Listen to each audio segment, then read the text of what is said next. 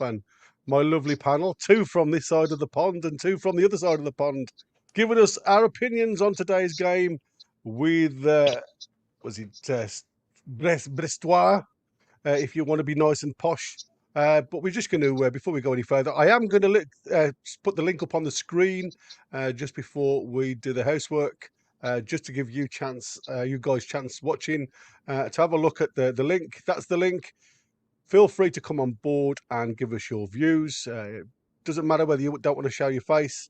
We can just blank the camera out in the background and just listen to your dulcet tones.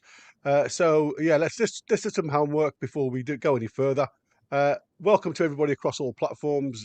Please, please, please, if you're watching us across on X, find a pause button at some point, jump across onto YouTube, just to give us that like button, because obviously that helps us going forward. Thanks to everybody in the background just giving us that usual great support as always.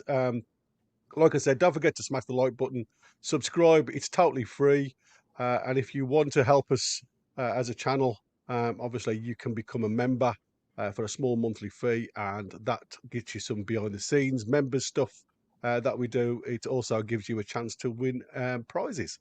Obviously, if you like the content and you want to catch up with any future content, ring the bell as well, because obviously that will give you a chance. We do stuff 7 days a week. The lads that are contributing in the screen now also do content from America. And we do a worldwide show, and obviously me and Win do the news show Monday, Wednesday, Friday. The lads also do a link at 2 a.m. in the morning for all the lads across the globe of a similar ilk. That's the Extra Time show with the lads from America.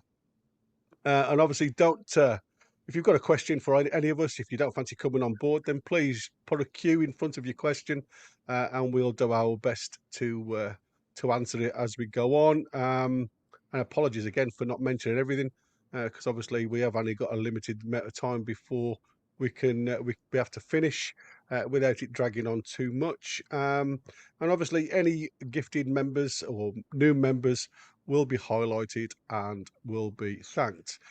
We will also, if you say you want to do a super chat or anything like that, you want to guarantee your question or your query to be mentioned on screen live, then hit the $sign, follow the instructions, and we will do our best to help you out. So welcome Win, welcome Jim, welcome Ben. This is obviously the review, and I suppose from my point of view, I know people say, well, it was only a friendly. There's a lot of people out there that are still quite upset of the performance today, because again, they didn't see us at our best. I don't think you can ever please every fan every single day, and I think that's the nux of it. And people will always say, well, we can't always be happy clappers. Now, if anybody was to listen to the live commentary when me and Chris were doing it, you'll often hear us criticise. We'll critique certain plays. Not every player gets a thumbs up all of the time. So we are, even though I suppose we are a little bit biased towards the black and white. We try and say it as we see it. So, like I say, not everybody gets the praise that some people give. Some players have, showed to different people at different times. We always know there's certain individuals that get favoured by certain fans, and some players, again, not without mentioning names, don't get favoured as much. So it's a case. The idea of this show is to come on board without, without any bias from us. You're more than welcome to come and share your opinion on what you've seen today and yesterday, if you want to. Like I say, the floor is entirely yours. So, guys, without obviously going into too much detail, I mean, I can do a little bit of a match summary if you want. I have made a few notes, nothing too major. I have literally just put down, obviously, venue was at St James's Park. In a tightly contested encounter, Newcastle United emerged victorious with a 1-0 win over Stade Brestois. The decisive moment came in the first half when winger Harvey Barnes found the net With a clinical finish, despite a spirited effort from the French side, the Magpies held firm in the second half to secure the victory. There's some key highlights that I've marked out. Was obviously Harvey Barnes' goal. The winger capitalised on a well-worked move to put Newcastle ahead. His precise strike left the Stade Bourgeois keeper with no chance. And obviously, I've put in about a debutant denied. New signing William Asula came close to scoring on his debut, but the offside flag was thwarted his efforts. And I've also put a solid defence. Newcastle's backline held firm for a clean sheet, and for me, even though I could probably individually make a decision on points for and points against, I thought they held firm today, considering a lot of them were. It was their first appearance at St James's Park, a real first trial of working together, and I think that was evident. It was evident today that a lot of them they were playing for the first time within the team. There was a little bit of link-up play that was really good. There was a little link-up play that went awry. But I am now going to give, starting with Win, I'm going to give Win the opportunity to state his claim. He was live at the game, as he always does. So he's going to give you his views from being there, and obviously the floor is yours, Win. Well, the first thing is I'm surprised to hear you're referring there to discontent among the ranks in terms of the performance. Yeah. From it's the fans. chat, or? It's no, not from not really from us. As in our core group in the fans forum. But obviously there's fans that for some unknown reason don't. It always seems to be a glass half empty rather than a glass half full. If you Well, look at the way me, I'm always glass half full, and I thought particularly again the first half performance today was excellent. I thought we controlled the game. Kelly, I thought, was a brilliant debut for Kelly. You talk about an intricate move for Barnes' goal, but it wasn't very intricate. It was just a fabulous long ball by Kelly that Barnes then had a lot of work to do to beat a couple of men, cut in and bend the ball in the bottom right-hand corner. It was, I thought that was excellent. I thought Barnes' build-up play to the Asula goal that was disallowed, I thought that was, meritorious, shall we say. Willock, I think, I didn't think Willock had his best game, but he's just getting his feet under the table, so there's reasons for that. Still ring rusty and that, but probably should have done better with the chance that he had that he mishit. And then Bruno from the keeper rebound, Bruno should have done better as well when he headed it over the bar.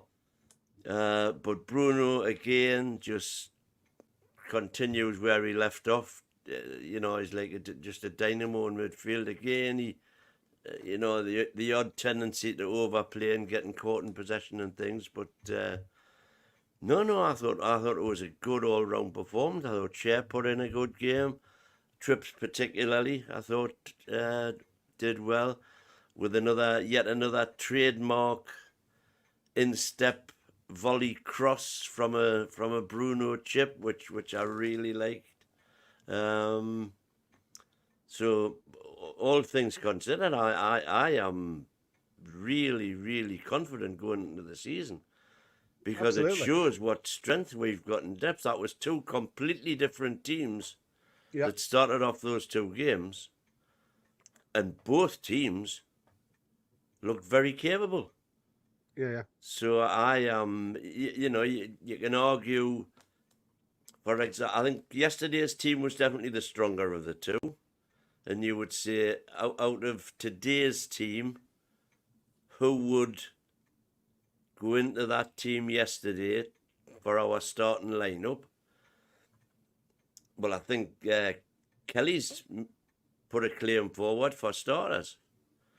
You know me, I'm a huge Dan Burn fan, but Kelly, he came out, he brought the ball out lovely. His long balls were good. So he has definitely got a future here, as far as I can say. In fact, so much so, and I mean, I know you shouldn't really judge it on one performance again in a friendly, but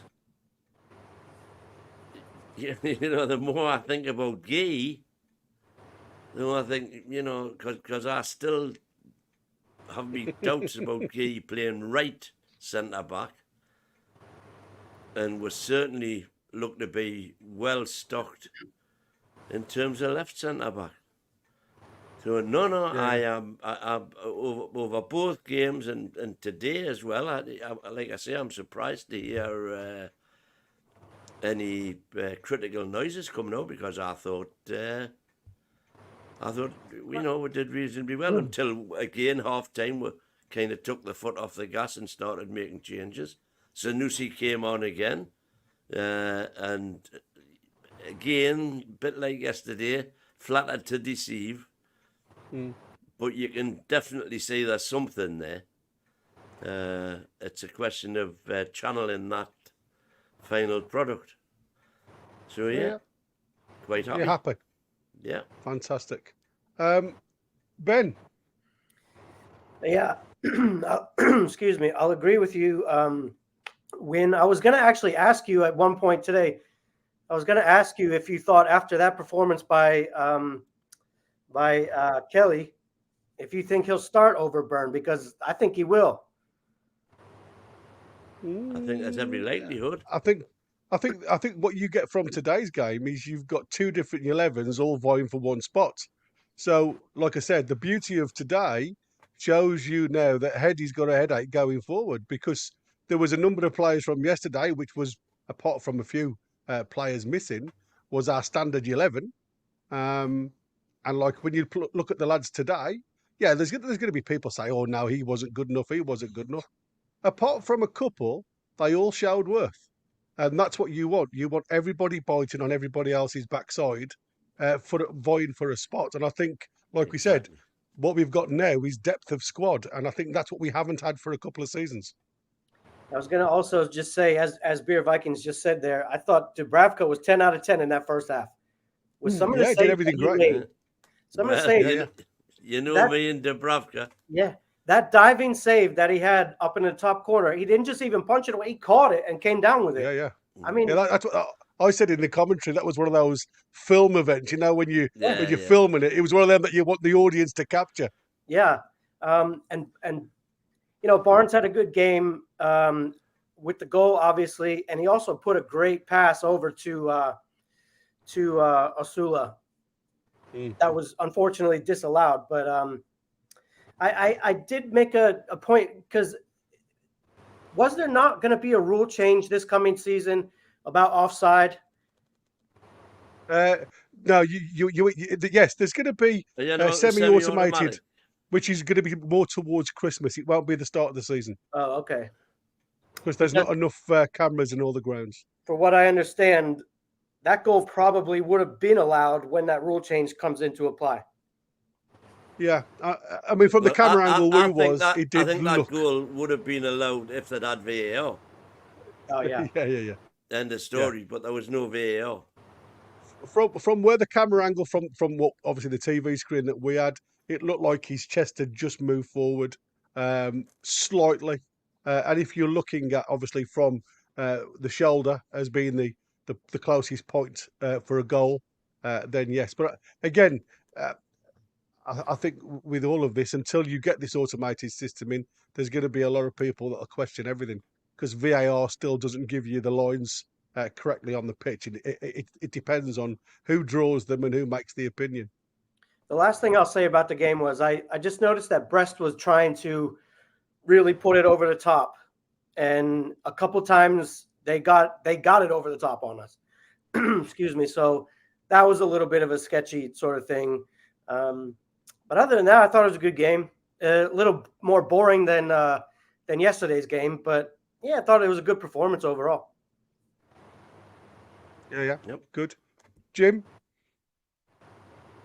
You know, what I got from the first half of that game was we have more 1A and 1B squad than backup than I was initially expecting at the beginning of the season. I was expecting a strong 11 at the beginning of the season and a decent bench. Now I'm seeing 1A and 1B in multiple spots. So I think it puts a bigger pressure on Eddie and options for Eddie, depending on game to game, who we can see.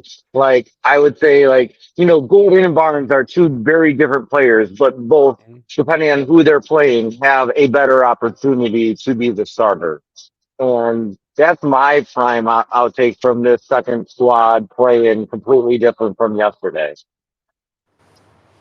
I couldn't agree more, mate. I think we said that from day one. The beauty of it is, even as good as the subs are or the reserves, they all play slightly differently, and it gives us a different way of approaching each game. And like you rightly said, I think there will be a need for everybody to play at some point through the season at different times. Michael McIntyre, thank you so much for the super sticker. Thank you, my friend. You're more than welcome. There's no question there. It's just a sticker, but you are more than welcome. If you want to join us, Michael, then please feel free. I can put the StreamYard link up on the screen again in a minute. Roy, the King of Qatar. Greetings. How are you, sir? Not bad, mate. Enjoyed the trophy. Our first trophy since your last season. Yeah, absolutely. I think Eddie's biggest headache will be who's gonna start, Gordon or Barnes. I would start with Gordon. Yeah. But I think Barnes is a better impact. So probably his other headache will be Kelly and Byrne. I'll start with Byrne. Yeah, with that one. Okay. I think the rest were all yesterday's team, plus Bruno and Fabian Schär, and the rest of yesterday's team. I wouldn't pick Trippier or Fortino. Murphy and all right, Isak up front. I'll pick Longstaff over what's his name from City. Yeah, I thought he was poor today. Harrison. I thought Harrison, yeah. Bad. Now it's special, mate. Now it's special. We've got better kids than him. Like Jamie Miley's better than him. Yeah. I think he was just probably a little bit starstruck, if I'm honest. Yeah, and if I say I'm picking Longstaff over him, that tells you. Because I'll pick myself over Longstaff. Amazing what 2 goals will do, Roy. Absolutely. You send him to the shop to get. You give him a $5 and you send him to the shop to get you some Coca-Cola, and he comes back with a bottle of whiskey. That's what's happened. Brilliant. Okay. I mean, like I say, I think everybody's got.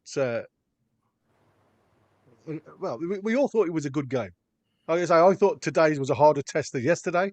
Brest seemed to be a little bit more advanced in their pre-season.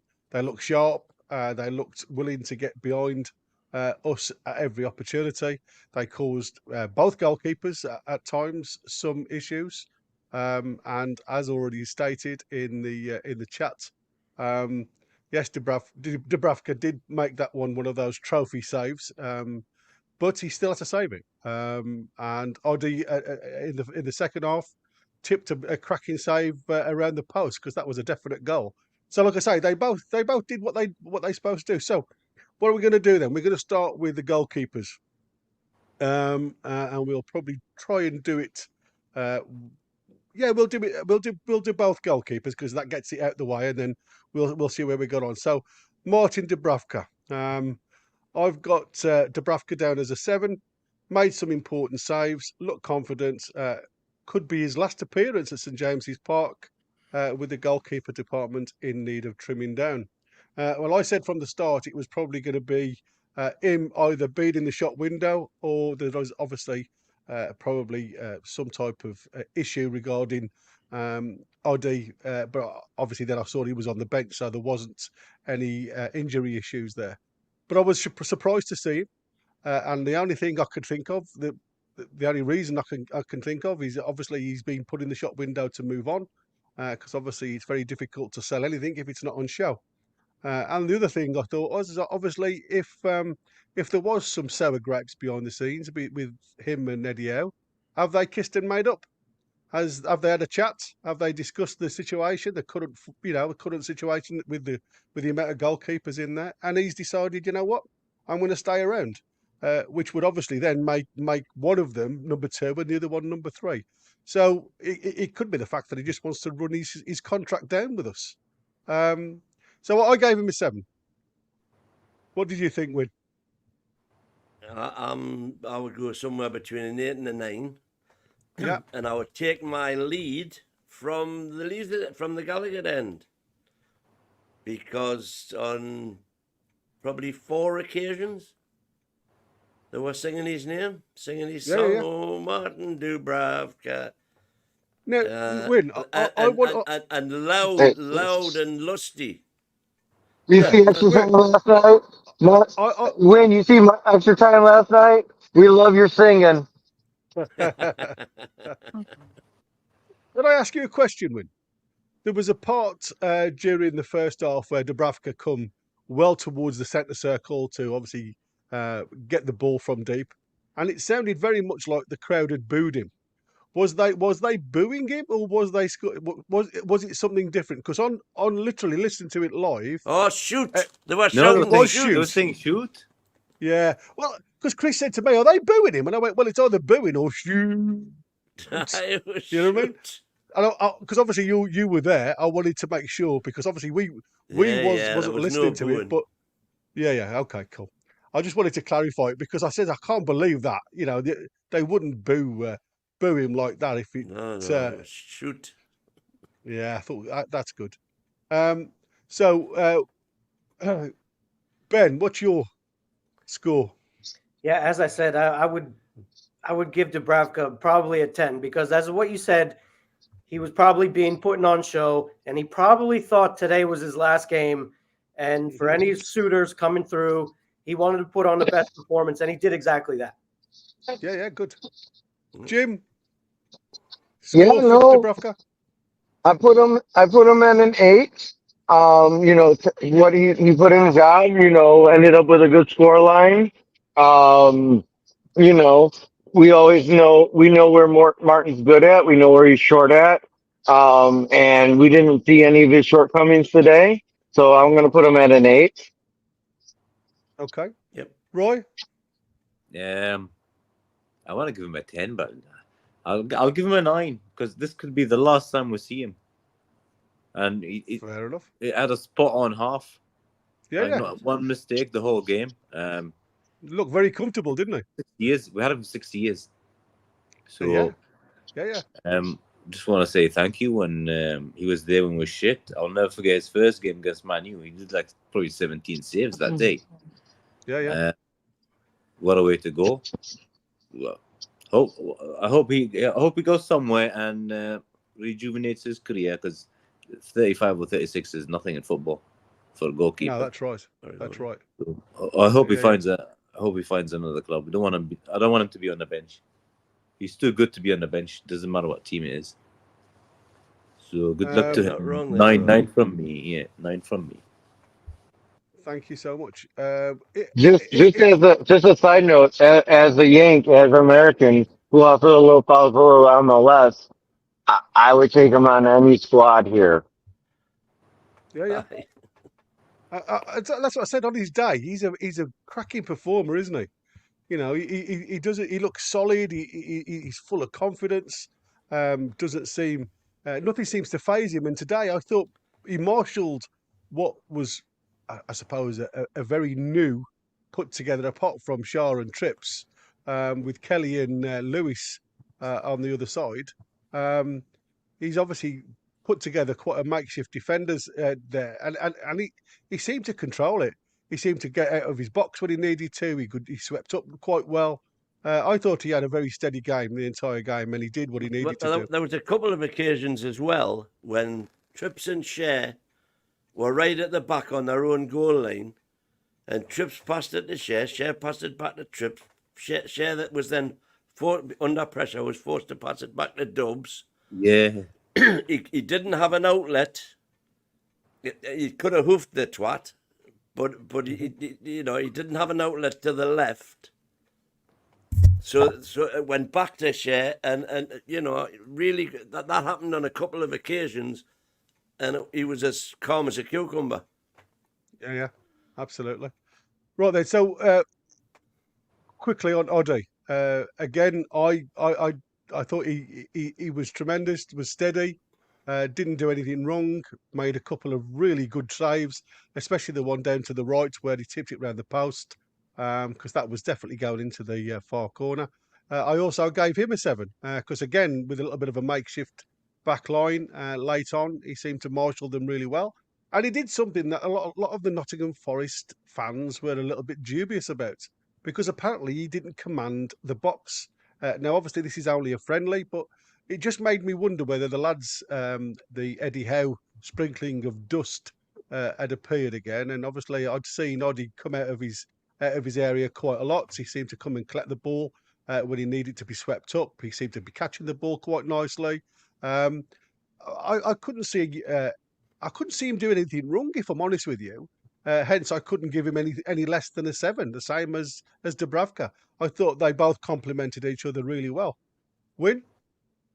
Yeah, I think you're right. He did nothing wrong. He didn't have as much to do as Dubs, which is why I'd probably give him an 8 as opposed to Dubs 9. But everything that he was asked to do, he did. Yeah. Very, very competent. No problems at all. Yeah, good. Ben?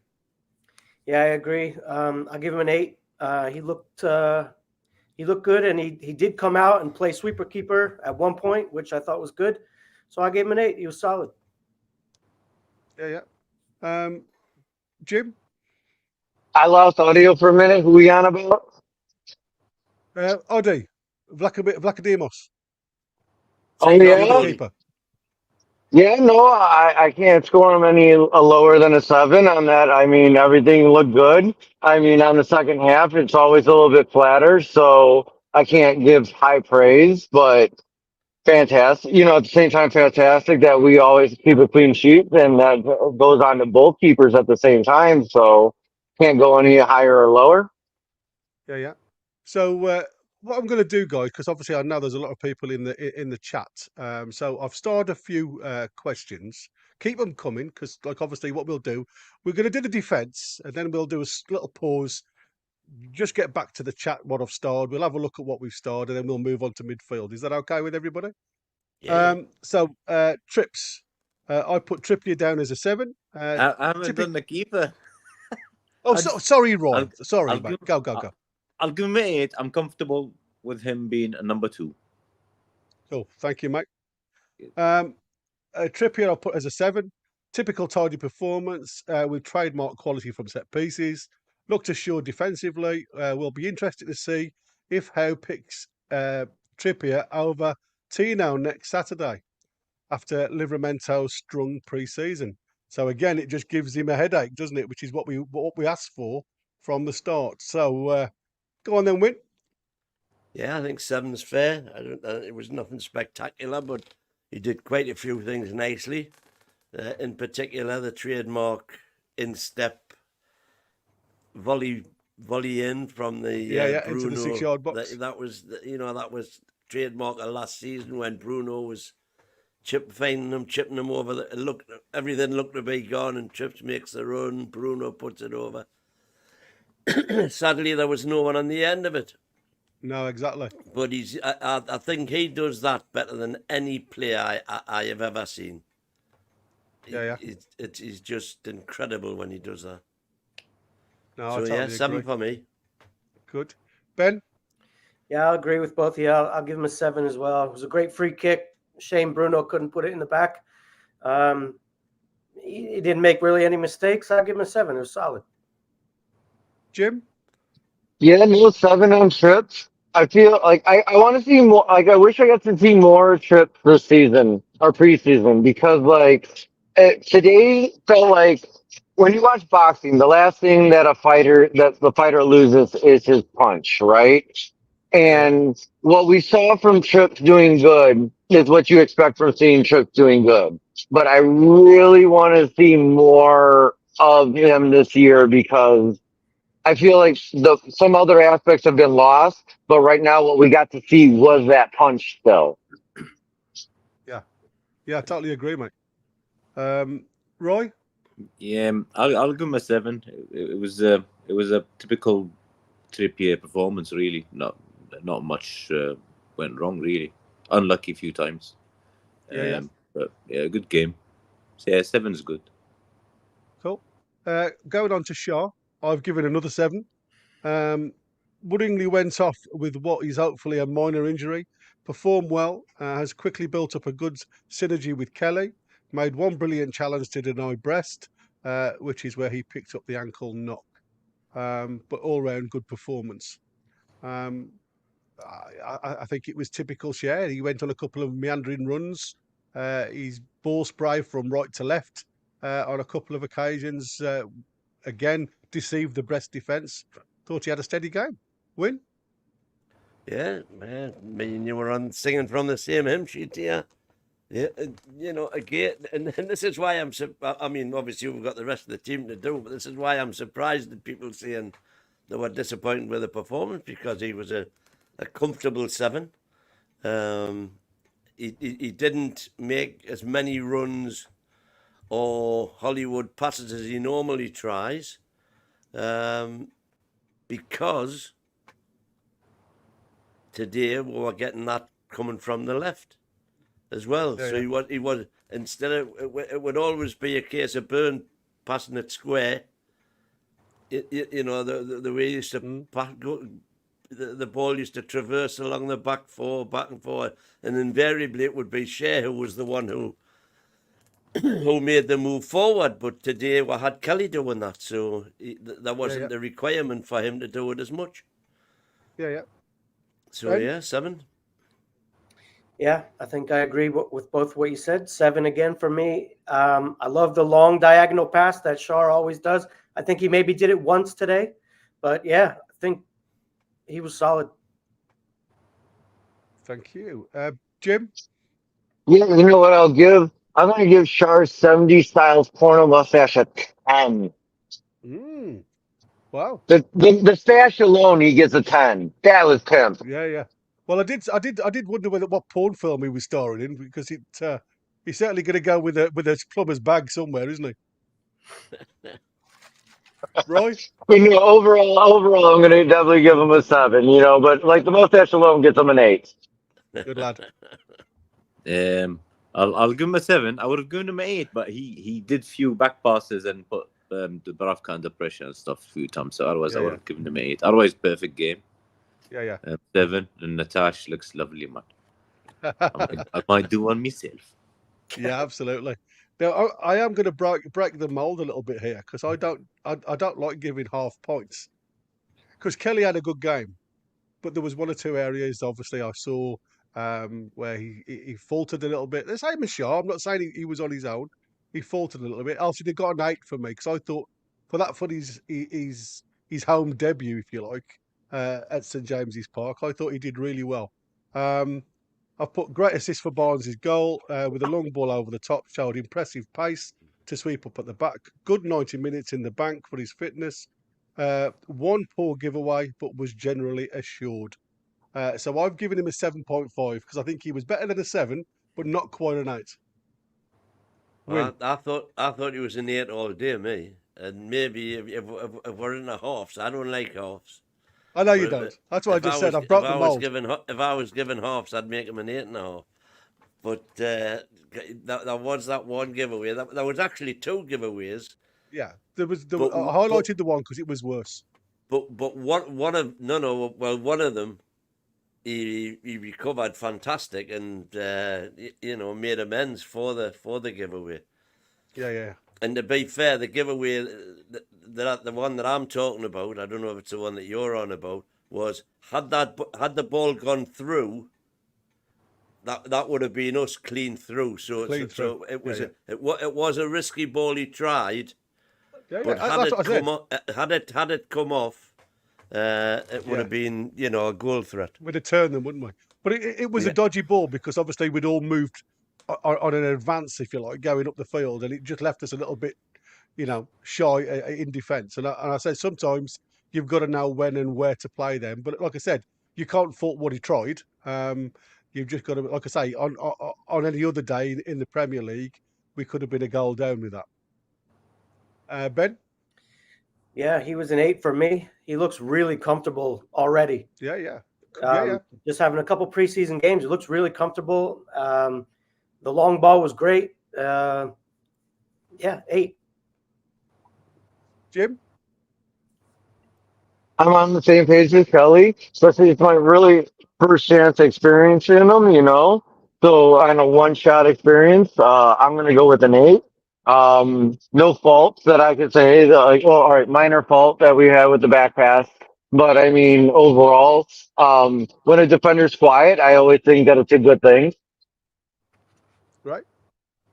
Roy? Yeah, I'll give him an 8. It's just like a breath of fresh air because we got used to having Botman or Burn there for the last almost 3 years now. So and a quick, sorry to interrupt, but quick aspect, as far as like no target, over target for sure. Yeah. So I think that he's going to give Eddie a headache picking him or Burn, or even going with 3. If we go 3 at the back as well, he gives you that option of you can go 3 at the back with him, or him on the left side. I've got a feeling it'll be him starting next week. I don't know. I think so. Him and Shaw. It's going to be interesting. So that's why I think no, don't buy Geehy. We don't really need him. Just get a right centre back. Jamal Lewis. Again, I was torn between a 6 and a 7. And I know people will always say, he didn't do a lot, but this is what I've put. Given plenty of minutes in pre-season and acquitted himself pretty well. Positioning could be questioned at times, but it's a handy squad option given Target's lack of fitness, although he'll probably need a move. So I've gone with a 6.5. Because, like I say, from what I've seen in pre-season, he's certainly going to be giving us some support as backup at left back, as a squad player. I don't think he's by any account a Premier standard left back, but like we've got Kraft that supports us at right back and right centre back, he could be one just to keep in the background until Target's completely fit, and then obviously then on. Maybe a loan move or an option, a loan to buy or something like that going forward. Wid? 6 for me. I think the 3 players who weren't up to scratch today for me were Lewis, Miggy, and Harrison. Yeah. To be honest, he wasn't tested that much. But he went on quite a few marauding runs up the left. And this is where Kelly's pace could get him the nod over Dan Burn, by the way. Yeah. That when he did go on those marauding runs and we lost the ball, they were quick to sling the ball into the gap that he'd left. But fortunately, Kelly was quick enough to cover for him. And if for example, if Dan Burn had been in there on a couple of those situations,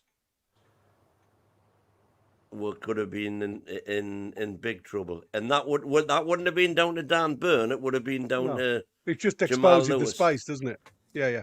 That's why I said he was caught out of position a few times, and that's why I've tried to be generous as it's only a pre-season. I haven't seen the stats because I can't find any for the friendlies. I haven't seen any either.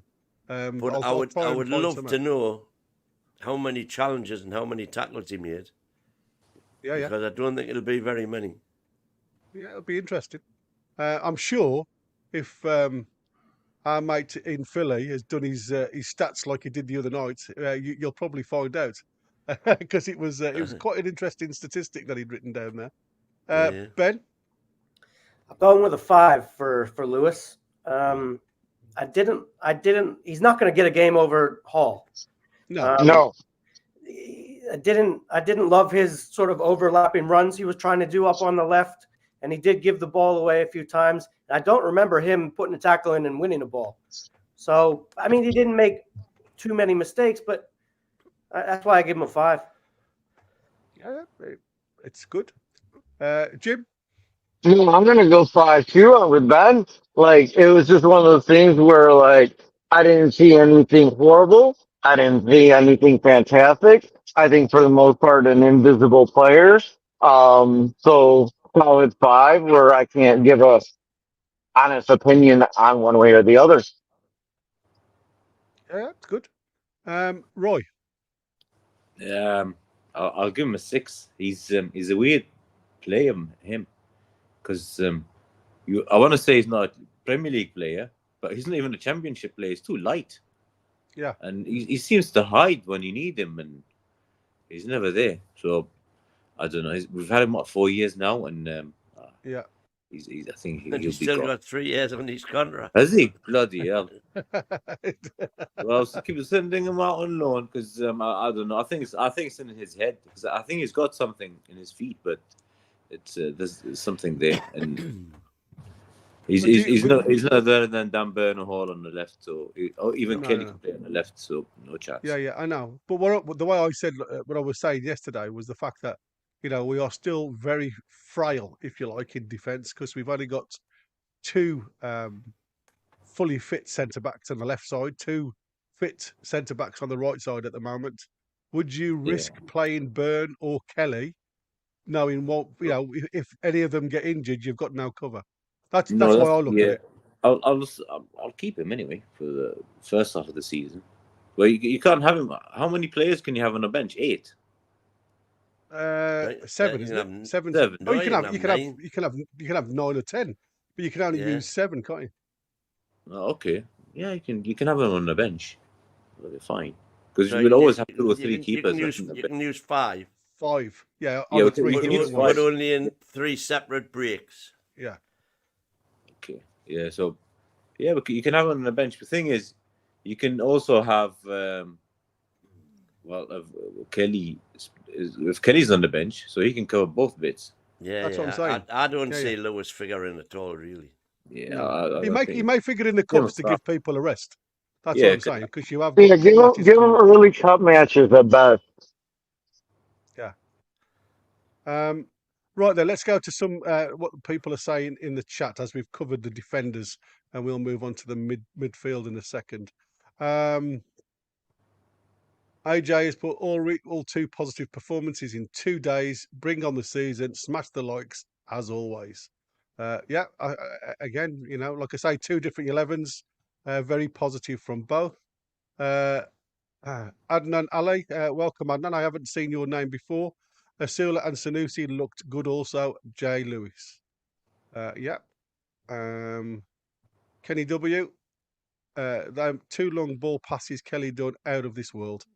Yeah, I mean, I must admit, like I say, they were very, very good. And it's lovely to know we've got 2 centre-backs that can pass the ball 70 yards to the players breaking defence. I think that's an amazing thing. AG's put down that Asula looked good. I can agree with that. Will has put down, as a summary, I would say first half was good, even though Dubravka had to save a couple. Second half went down at the 60th, and then they all looked tired. A good preparation game, in my opinion. Yeah, absolutely. Hold on. Can't disagree with any of that. Niles put down centre-backs from today's team and full-backs from Friday's team for the defence. Yeah. Yeah, I can see Because that. that's going to be a dilemma for him, Trips or Livy. Well, that's what I said. When you look at both games closely, it's hard to pick now. It's causing a headache for him. And I said from the start, I'd pick Trips just through the captaincy and that little bit of quality that it gives you from dead balls. because as you've seen, we don't have many in the team that are good ball strikers.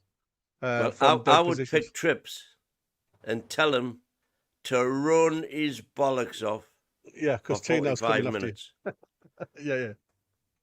Yeah. And then put Tino on for the second half. Yeah. Totally different fullbacks, aren't they? The Yeah. way they play. So, Adnan has put Jay Lewis and Kelly will add depth. Even Lascelles. Yeah. It's nice to know we've got numbers in the coffers now. AG, both them teams are no mugs. Great results. And like I don't know if you guys heard me the other day, but even with Lascelles, worse comes to worse. As long as he's on the sideline, skid-housering, grabbing yellows without even being on the pitch, good for him. Yeah, absolutely. My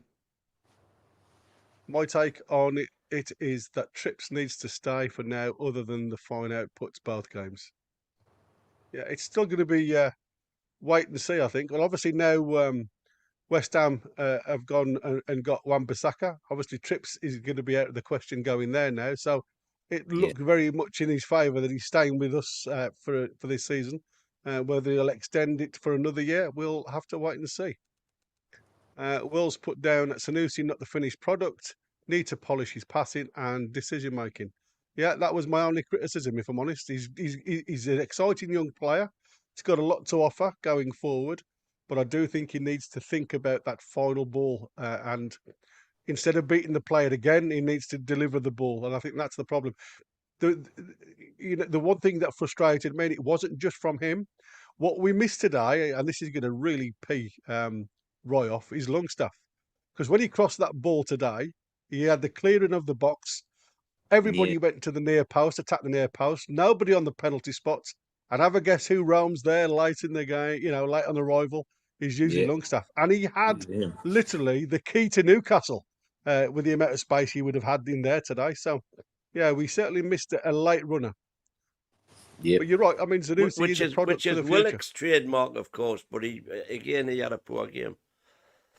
Well, I didn't think Willock had a poor game. I just think the one thing I've noticed is the fact that we've got very little cover on the right side of midfield. If you think about it, we've only got Tonali and Longstaff and obviously Miley.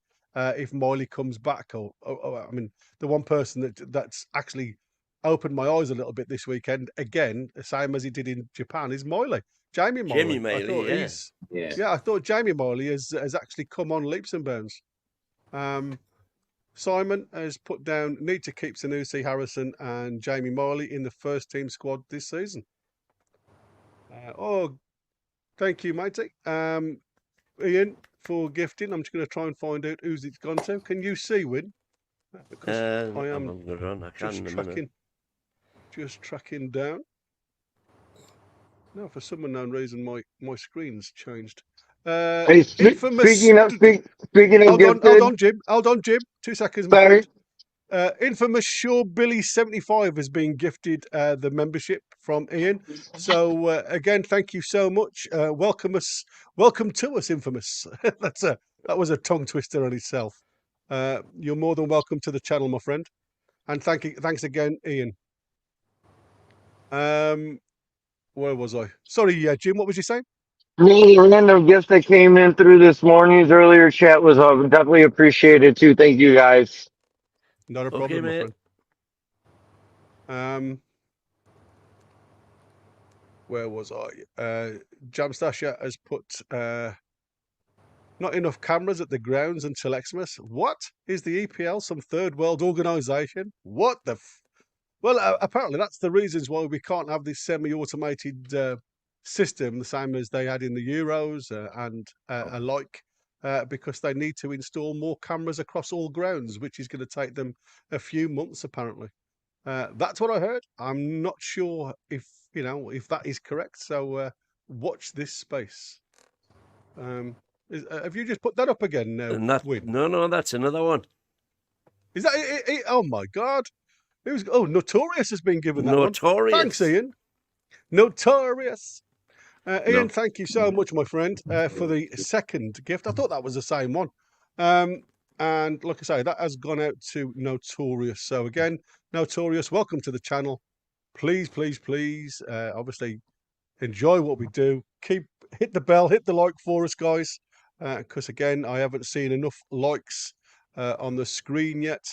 But just to give us a chance to move forward as a channel, show your appreciation to the lads that are gifting you these nice gifts.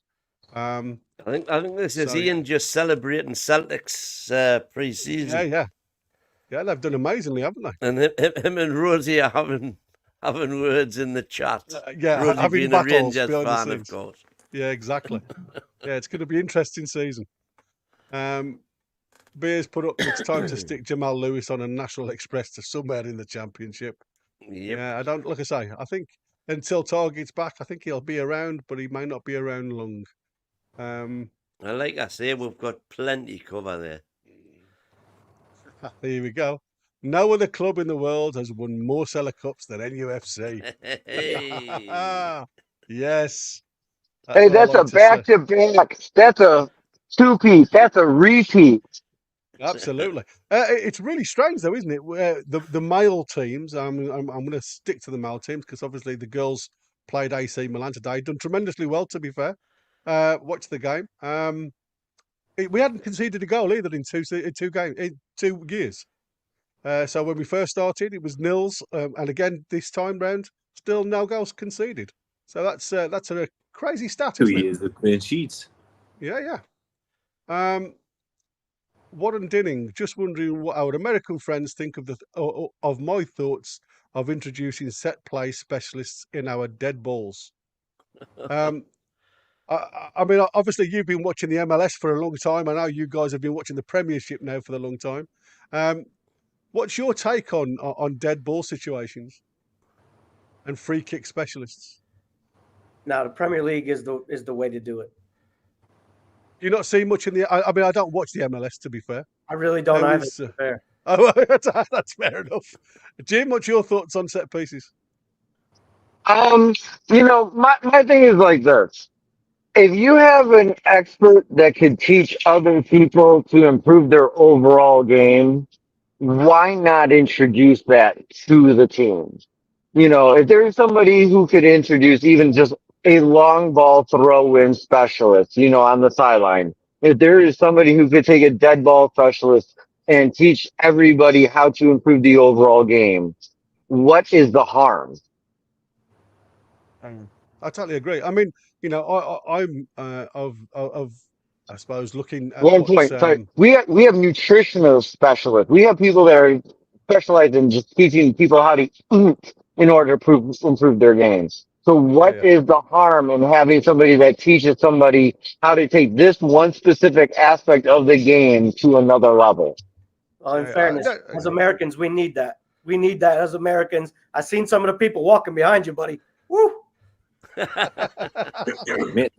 Yeah. I've got. We do have nutritionists here as well, Jim. No,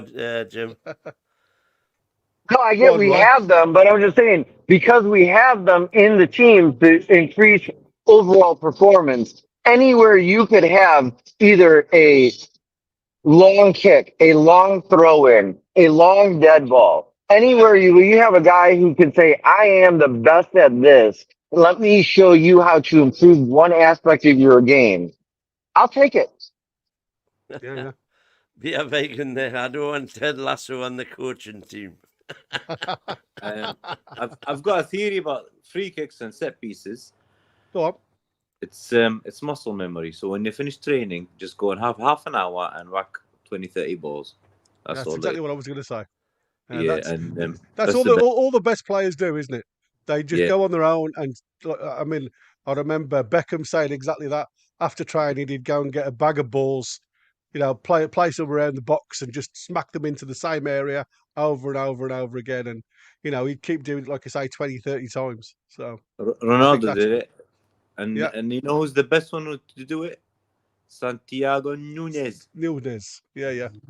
When he joined Newcastle from the Mexican club and he scored against Liverpool. Liverpool, yeah. And then he went to Real Madrid. Hey, and not all of Hell's. us Americans are huge, man. I'm between a small and a medium in Adidas, all right? Oh, I'm between a medium and a large, but I went with a medium. I'm not going to tell you what I am. I think I'm between a wigwam and a tent. Wig, what? A wig, tent and a big top. Marquee and a big Exactly. top. No matter who is picked for the first team, we will be fucking great bench. I'm over the moon. Yeah, I totally agree. Yeah, It's me lovely to too, see a little Sean. bit of depth. Geordie 2 for life. Personally, I thought Kelly played very well. Has Yep. the pace, what we miss in the past seasons. Yeah, couldn't agree more. Mad putter. For me, Oddie needs a bit more meat on the bones. Few weeks in the gym should do it. He does look quite skinny, I must admit, for a goalkeeper, because obviously it's a bit of a mental position to play in. That's his Mediterranean diet. Yeah, that's nutritionalist for you. Hummus and yogurt. Gutted Asula never got the goal given. He took it really well. We both said during the commentary, unfortunately, the finish was absolutely amazing. Took his time, picked his spots, didn't put his laces through it, side-footed instead, and just pushed it into the far corner. Keeper hadn't got a chance, and it was just a whisker offside. I was so gutted for the lad. But again, this is what I wanted to see, and this is what I was trying to explain when I was saying he's going to push Wilson now, because if he can perform like that on his, for his first game, it's going to put a lot of pressure on Wilson now to perform week in, week out, which is good to see. Warren has put down, we are very weak on the right without trips. I wouldn't say we were weak. It's just a different way of playing. Tino, I think, just plays a little bit differently to. He doesn't go on the marauding runs. He only runs when he needs to, and obviously he'll wait. Again, it's about team management, and it's about making the correct choices. And what we see with Tino, because he's a young, fit, vibrant lad, Risk he management. likes to get up and down. But we've also got there on the left with Lewis. So, like I said, whoever's captain on the day needs to explain to them when to go and when to stay. AG has put one more season in trips. Warren at right back. It's good we have players that need to fight for their spot. Yep. And Kelly was our best player in the back four, in my opinion. Mine too. I can't disagree with you. Well, I personally think Byrne will be the cover of both centre backs and left back. Yep. Like I say, it's giving everybody a bit of a headache, which is good news. And the beauty is that when he says cover for centre back and left back, what it means is that if Hall gets injured or whatever, or if he wants to rest or rotate, it doesn't necessarily mean that Byrne has to go to left back. No, because Byrne can go to centre half and Kelly can go to left back. Yeah. The only problem I find with that, though, matey, is that movement of too many players. Again, when people have got that momentum, they've got understanding of what they need to do, and then you move them out of position. And we saw that with Willock today, when Willock went from left midfield to right midfield, and we saw it last year as well. A lot of the time, you can lose that momentum and you can lose that play. So I think if Byrne was going to do anything, I mean, I'm not saying you're going to be wrong, but I think you'll find that it'll be integrated into left back until he's up to match speed, and then potentially move places during the match. But the one thing about it, we have got cover now, which is great. Yeah. David T has put, Lewis hasn't got the mean streak. You can't imagine him getting wound up and getting stuck in. Agreed. Yeah, I've agreed with that. And obviously we've got Ian's, what's name? And Kenny W for the last one before we get to the midfields. Just read Sheffield Wednesday going to ban anyone wearing a fake shirt. I've read see that. how the police that. Well, that's what I'm thinking. I mean, some of these fake shirts are absolutely tremendous. GHG does some amazing stuff. I only buy official personally. I'm only going to buy from Adidas. It's just my thing, like it's my way to supporting the club. But Yeah. you know what? I've already seen some of these new of the maroon and claret hoops, and they look spot on from what I see as being the official release. So Yeah. good luck blocking that. Ian, you're on a Celtic in the roll, tune son. for the treble this season. Thank you so much, Ian. I'll tell you something now. He's sunk a few whiskies, our Ian, tonight with celebrating Celtic. Thank you, buddy. So I mean, it is weird, isn't it? The way, like I say, I'd read that today that it's Sheffield Wednesday are going to start it, but then it's going to go on to other clubs as well. They're going to look at, but again, how do you police that? Especially in the winter when everybody's got 2 or 3 bloody layers on. I Ridiculous. think you know, you're talking about dress code there. Yeah. Effectively, Yeah. you could just see The, the, the you could only say dress code. it's not a fake strip. It's a red and white, a blue and white jumper. Yeah, exactly. The only Yeah. the only dress code they should be talking about is some of these clubs where they're going to start doing like the 2 season a kit thing. Like MLS back in the United States, MLS. Every club does their home kit is 2 seasons long, their away kit is 2 seasons long. So every other year, and they get a full 2 years out of selling that kit for full price. You know, that's the only thing that they should be concerned about is protecting the fans' money. Yeah. Ian, you've just gifted another membership to somebody? Or is that one? Or have I already No, I done haven't. that one? I'm just checking. Keeping You're keeping an eye a out. watch. But Yeah, that was notorious. It's okay. I'm just making sure because I could see something flashing up in the corner of my eye, green, and it was Ian's Celtic thing is flashing away at me. So let's move on to the midfield because obviously I'm getting a bit waylaid with what's been said in the chat. Let's start with Bruno, the conductor. I've got him down as an 8. I was going to give him a 9, but I think he, as much as I loved some of his stuff today, he was silky. I did see a couple of times where he was looking for the foul rather than just playing the ball. But a tremendous game. I've put him down as the conductor, masterclass in the middle from Bruno, who was at the heart of everything, showed his full range of passing, and he's ready to hit the ground running next week. But I've given him an 8.5 rather than a 9 because I thought he played tremendously well today. But like I say, there was just a couple of things that I thought, okay, I'm not going to give you full whack yet because it looked like you were looking for stuff. Go on then, Win. 8 for me.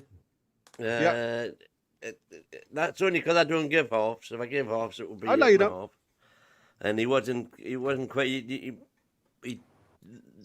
got dispossessed a couple of times, as he always does, doing his trying the hard work. 180s, and I mean, there was one time in particular when he lost it. He got it back and ended up getting a free kick, but could have been badly hurt doing it. You know, he was on the deck and stretching around with his leg, got the ball lovely, but really could have got a kick there, and that would have been the last thing we wanted. Absolutely. And it was all down to the fact that he'd lost the ball in the first place, so that rails him, you know, when he does lose the ball. Absolutely. So an 8 for me. But lovely little dink over to Trips, as I said before. And that little triangle that will play on the right hand corner of the box, just beautiful. Absolutely perfect weight and everything because there wasn't a lot of space to run into, was there? No, it was absolutely on a sixpence. Yeah, typical Bruno, as I said. Ben, I actually gave him a 7 today. I love that little lob to Trippier, as you were saying. But again, I think today, I thought he lost the ball a little more than he typically does. He had a couple heavy touches. Also on his first touch that went to the other team. I gave him a 7. Okay. Jim? If this was a Premier League match, I'd put him at a 7.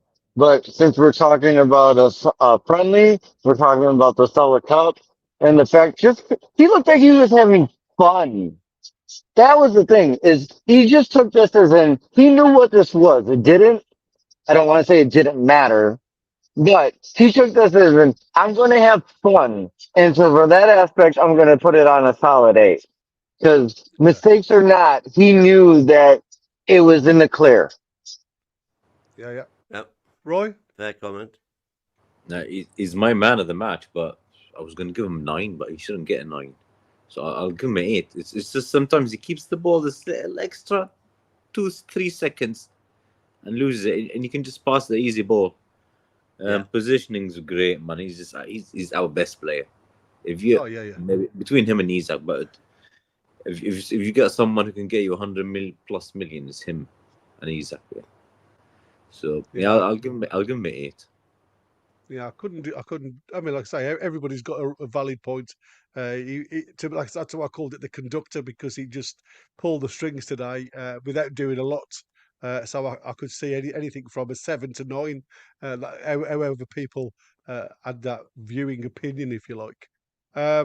Alfie Harrison, not his best performance by any shot, but I haven't seen a good performance yet of the lad. I gave a 5.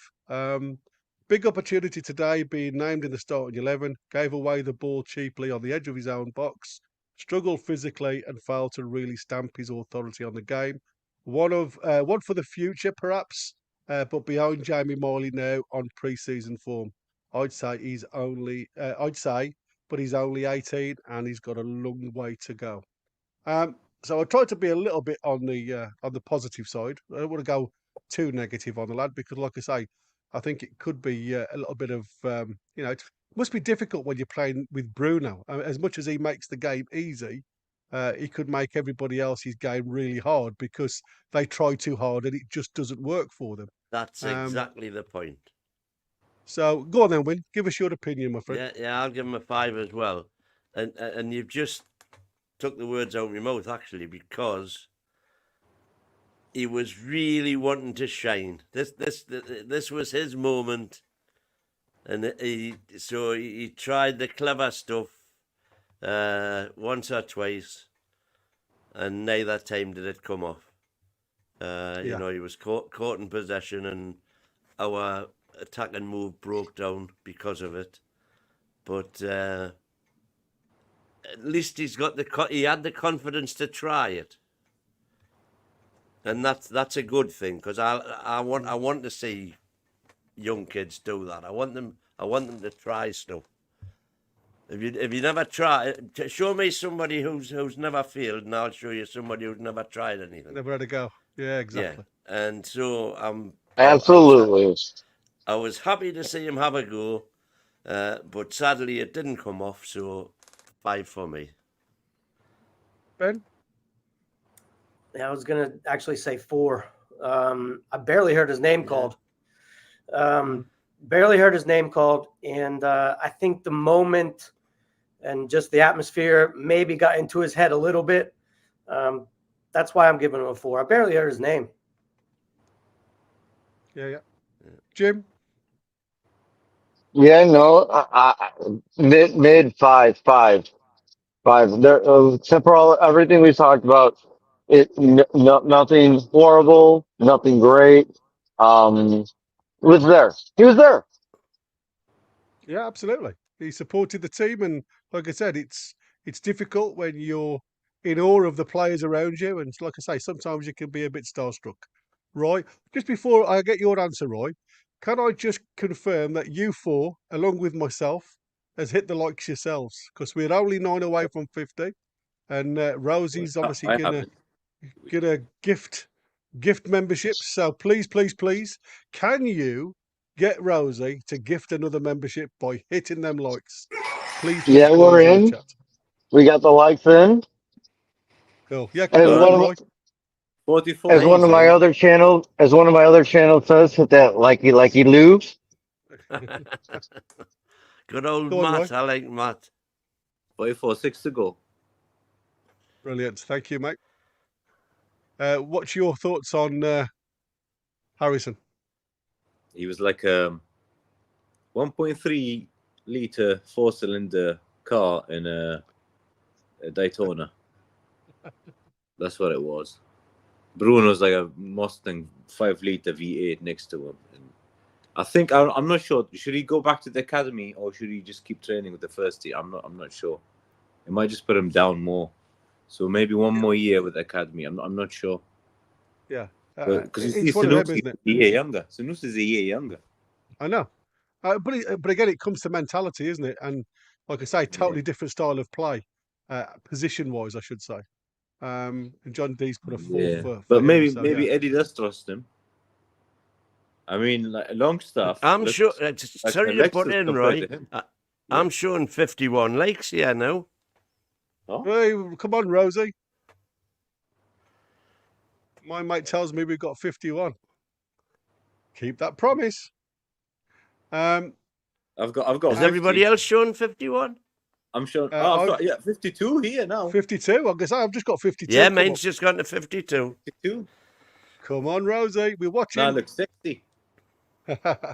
Oh yeah. Come on, then. Let's. What was I forgot what I was going to say. You were talking like about Longstaff yesterday looked like a Lexus compared to him. So absolutely. that's why I was thinking Longstaff will 100%. If I'm looking at like for like 4-3-3, both teams, Longstaff gets picked over him easy. Yeah. So unfortunately. I'm going on to Willock. I've given a 7. 88 minutes in the bank, and after a great first half, faded away slightly in the second. Obviously, changing positions didn't help his cause. Never looks comfortable right-sided centre midfield. Tremendous pressing and defensive reads early turned defence into attack, and his direct running caused problems before he ran out of gas. So 7 for me. Win? There's the membership. Cheers, Rosie. Yeah, and that's gone to the Mackenzie family life. So welcome on board the Mackenzie family life. You've got Rosie to thank, and again, thank you very much, Rosie, for going with your promise and gifting that membership. So again, guys, to support Rosie and her work, please smash them like buttons, subscribe, and ding the bell for us. Yeah. If we get to 100, I'll donate some membership. Woohoo! Go on then, mate. How many we got in altogether? 284 on all platforms. Yeah. Get over to YouTube. Absolutely. Do it now. Throw it over. Because obviously everybody's watching on X, mainly on X. Win, what's your thoughts on Willock? 5. I was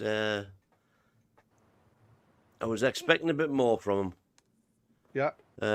You were saying he, carried the ball from defense to attack. Yeah, he did some good runs. He did some work, and it was more the give and goes. Some of them came off that he was trying, but again, his link-up play with Asula, where he was obviously very used to playing with the like of Isaac, who would come in deep and collect the ball for feet. Asula's more of the person who likes to play on the shoulder, so it made Willock look a little bit poor at times because he did give the ball away a few times. But that was just a misunderstanding. I can only think of 2 instances where he linked up with Asula, because most of the game it was Barnes that was doing all the link up with Asula from what I was watching. Yeah. And Willock went on the overlap a couple of times and miscontrolled. We got a couple of throw-ins and things, but nothing spectacular. Spectacular. Yeah. Ben. I went with a 6 for Willock. He's such a strange player to figure out. I don't know what I really think of him. I just think he's been on a downslide ever since his injury, and he's just not the same. So he's a tough one for me to kind of gauge and figure out. 6 for me only. Yeah. Jim. So Willie gets a 7 from me because anytime he makes it through a match without being injured, it's a +2. Yeah, good point. Roy? I'll give him a 5 as well. First half probably 8. Second half 3 or 2. Disappeared.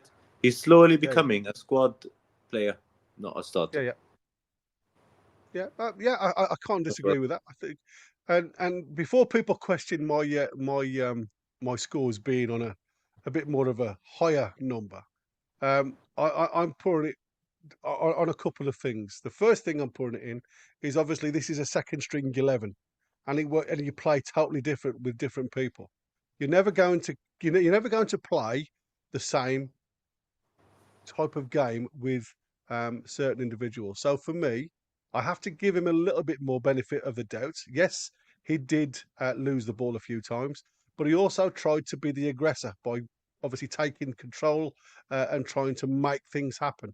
Sometimes it's not always you that let the team down. It sometimes can be other players and the way they play. So I think you've just got to give it a little bit more of an open. Roy did say he was going to pick Longstaff over over anybody else to start the game because he's a Longstaff lover now. He was shocking today, And mate. PSC and Willock bailed out Lewis a few times. Yeah.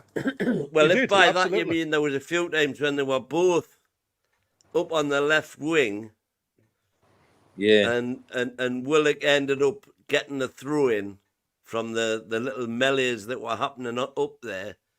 In that respect, you're right, because if Willock hadn't got the ball back then we would have been, as previously said, when we're talking about Lewis, would have been wide open.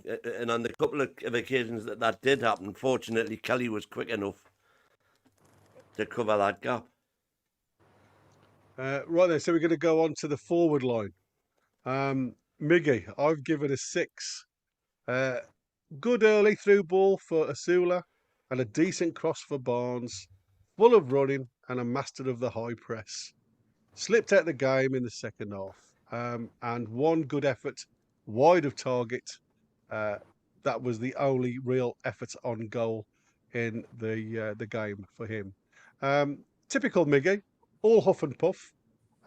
Shows something, but for me, it's like I say, it's just a lot of hot air. Sometimes he's just he's dogged, he's tenacious, he likes to get around and hassle, but he just seems stuck of ideas at points.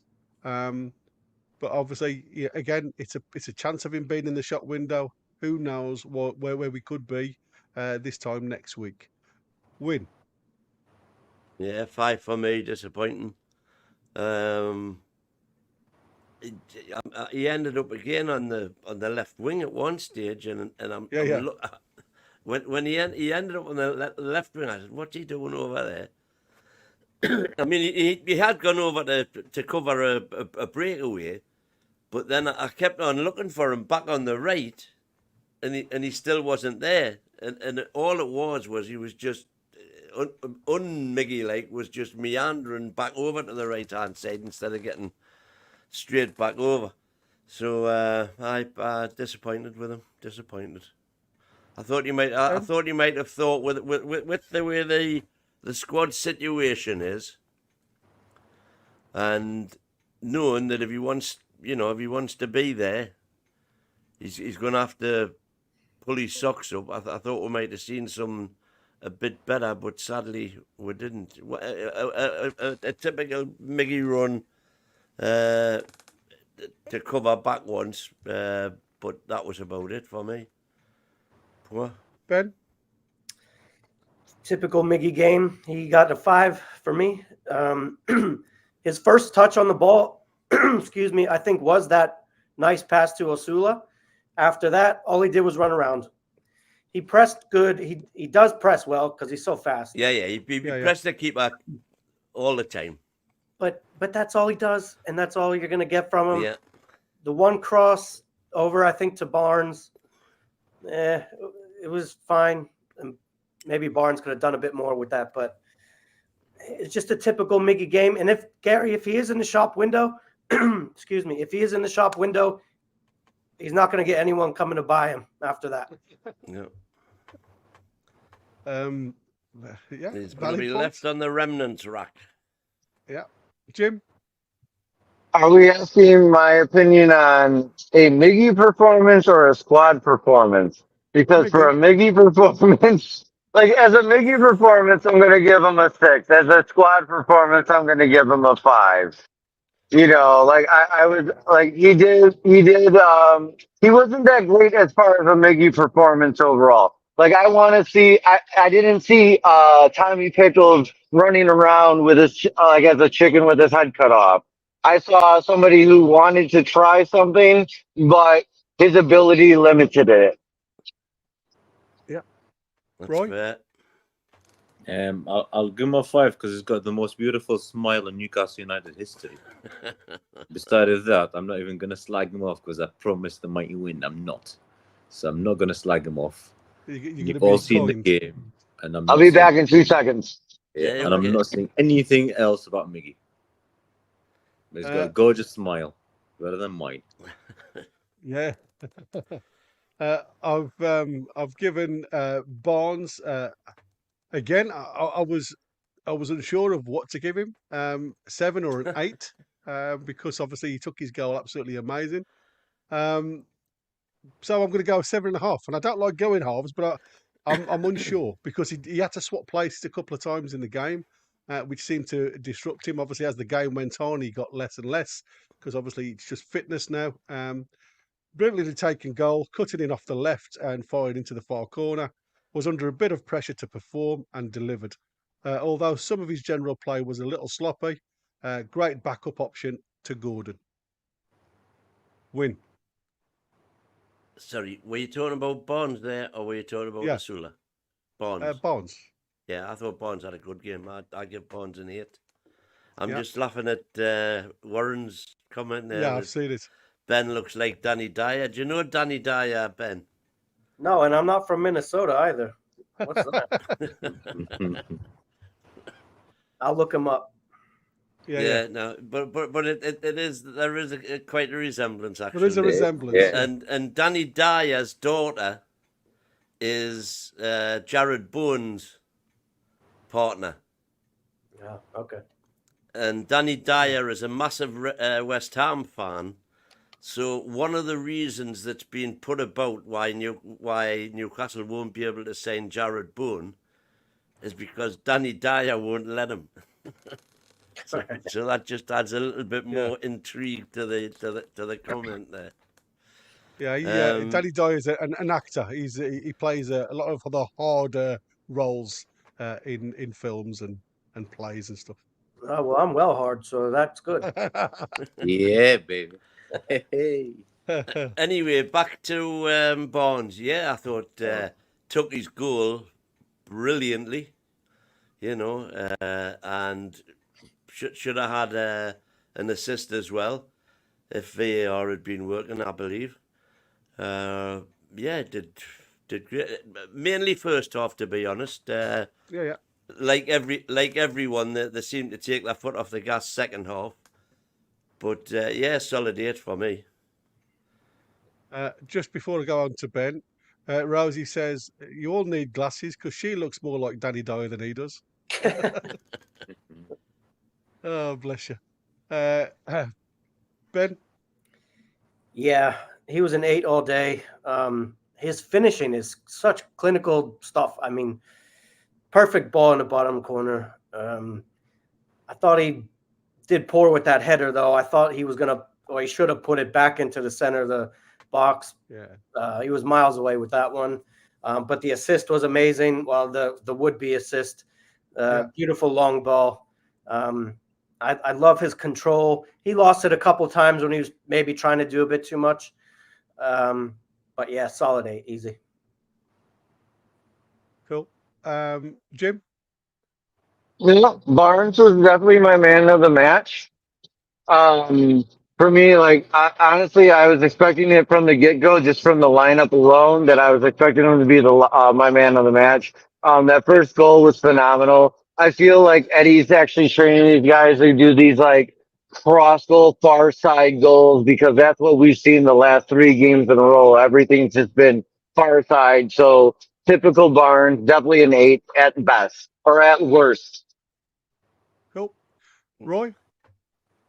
Yeah, I'll give him an 8 as well. It was really good in the first half. Kind of I'm not gonna say disappeared, but it dropped a bit in the second. Isn't consistent, and he lacks this maybe 1% of pace. He just needs a bit more, and he'll be perfect. I wish he can play on the right side like that, and that'll be our problem sorted, done. Yeah. Yeah, I'll give him an 8, and I think he's gonna push Gordon all the way. So Going to be tight, isn't no it? guarantees. Yeah, there's But no great guarantees. options to have, isn't it? Yeah, it's I not don't my agree with headache. that. I think Gordon's nailed on, to be honest. It's a question of whether they can find a space somewhere else for. I think Gordon will start every game, and he'll come as an impact sub, or maybe go on the right, or him on the left, Gordon on the right. I'd love to see Gordon and Barnes like flip flop. Start Gordon, and then after 55 or 60, put Barnes on. Because Gordon was absolutely shattered at the end of the season because he played almost every game, didn't he? Yeah. He might. I think he might do that next week. Start with Gordon, and then 60 minutes. Depends how the game's going, and then bring Barnes on. No, I'm with Gordon Barnes being like the most solid 1A, 1B. It's going to be dependent on game to game who we're playing that's going to get the start. Yeah. Nice problem to have. I'm going to say, when you start to question, where we're going to go forward, isn't it so different from just saying, well, we know what the team's going to be now, because now all of a sudden we are all questioning the choices he's got now in virtually every position, and we've still got Tonali to come back into that midfield. Remember, so like I say, we are moving in the right direction. It's going to be an interesting season. And Botman to come back. And Botman, absolutely, and that's what I said. It's if we can get 2 more players in, potentially 3 in my eyes, but I'll go with 2. We've got to look forward to a really good tight season. Asula. Now this is gonna change a few, and again, I'm thinking of his debut. Not been with the team very long. He's only been training with them for a few days. So this is gonna probably shock a few. I've given him an 8. Everything we read was true. Looked very quick, direct, showed great movement, and lucky to be a half a yard offside before finishing calmly, which was encouraging in itself. He is still raw, but has all the ingredients to succeed based on his impressive physical profile, pace, and movement. Like I say, I've given him an 8. It's probably a little bit high because it's his first ever game, but I was impressed with what I saw, and I thought I was going to give him a disservice for getting him lower, because, like I said, it would have been so much. It could have been easy for him to do what Harrison did and just be in awe of St James's Park for 1, and the team around him for 2. So I thought as it's his debut, he played really well. Win? I think it's an 8 all day for me. There is some, and this brings us on to another point altogether. Actually, you're saying in front of St James's Park, but 30,000 there yesterday. Yeah. And someone asked in the chat earlier on, does anybody know what the crowd was today? The crowd today was 32,251 or something, I think the announcement said. So by nowhere near a full house with the full atmosphere. Yeah. But I think Asula will thrive on that full atmosphere, whereas I worry that Harrison might shrink under that full atmosphere right at this moment in time. I think Asula's a breath of fresh air. He did everything well. Shot with both feet. You know, we'd already mentioned in a previous show, I think, that he's got a good shot in both feet, which he showed today. Just a pity he didn't get that goal. I hope that doesn't come back to haunt him. No, I don't think will. No. Insofar that, if you remember with Anderson, you know, when he had that one disallowed, and you know, never Got really a chance again. No. got the chance again. Well, he did get a couple of chances, but never made them stick because he hadn't got the monkey off his back. So, like I say, I just hope that that's a sign of things to come. I'm well pleased with Mr. Asula. Well pleased. Cool. Ben? Yeah, you wouldn't know it by watching that today that he's only been there a few days. What really? I mean, he looked like he fit right in. He was working hard, and yeah, I'm gutted he didn't get that goal because imagine what that would do to you on your first time playing in St. James Park, and he played yesterday, I guess. But yeah, I think it's a really good signing, and he's going to be pushing Wilson for that job as the second one. So yeah, I was really pleased. 8.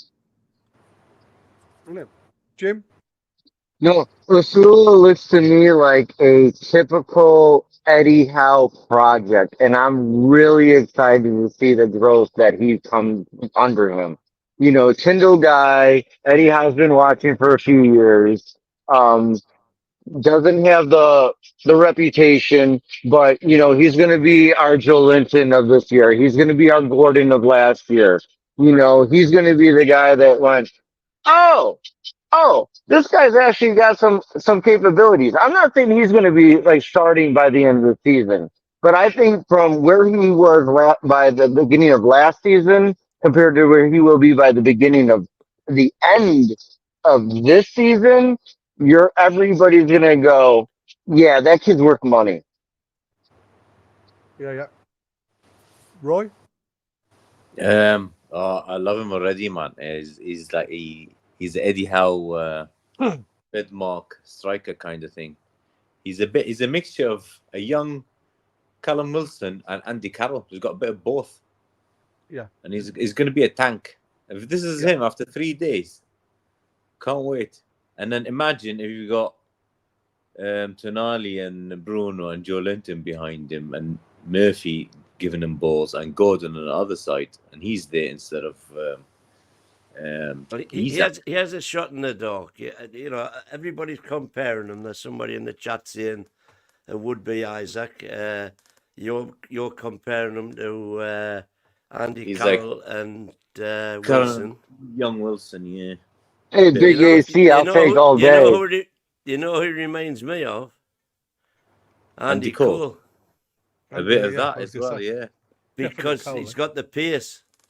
And, you know, it's early days. But early days, yeah. Nobody had heard of Andy Cole when he came here. By God, they'd heard of him by the time he left here. Absolutely.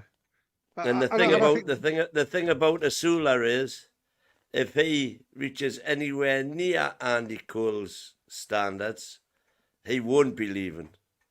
He'll be staying. Absolutely. Yeah, absolutely. I mean, you could tell he's nowhere near Matt Sharp yet. He's nowhere near Eddie Howe's fitness. And like I say, he's only just turned 21. So he has, I mean, Foxy's put up on here. 9 years. Asula 7, disappointing movement at times. Twice he didn't read Willock's ball, but nice finish for the offside goal, which looked to me like he was from live viewing. Didn't see the replay. And that's what I highlighted before.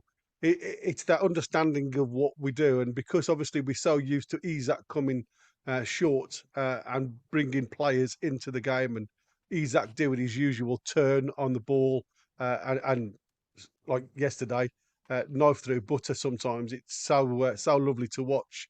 He's a different style of striker. He plays off the shoulder. He wants to burst into them little areas. And I think it's going to take us time to understand his role and the way he plays. And like I say, I'm hoping Eddie doesn't take that away from him, but more integrates, like you've said, the Isaac role with playing with his back to the goal sometimes and just allowing the players to catch up with him. Because there was a couple of times with his pace where he'd run on and there was nobody at all around for him to feed with. I mean, he took that shot. He had no question about taking that shot on the right hand side, which was a narrow angle, which obviously was straight down the keeper's throat.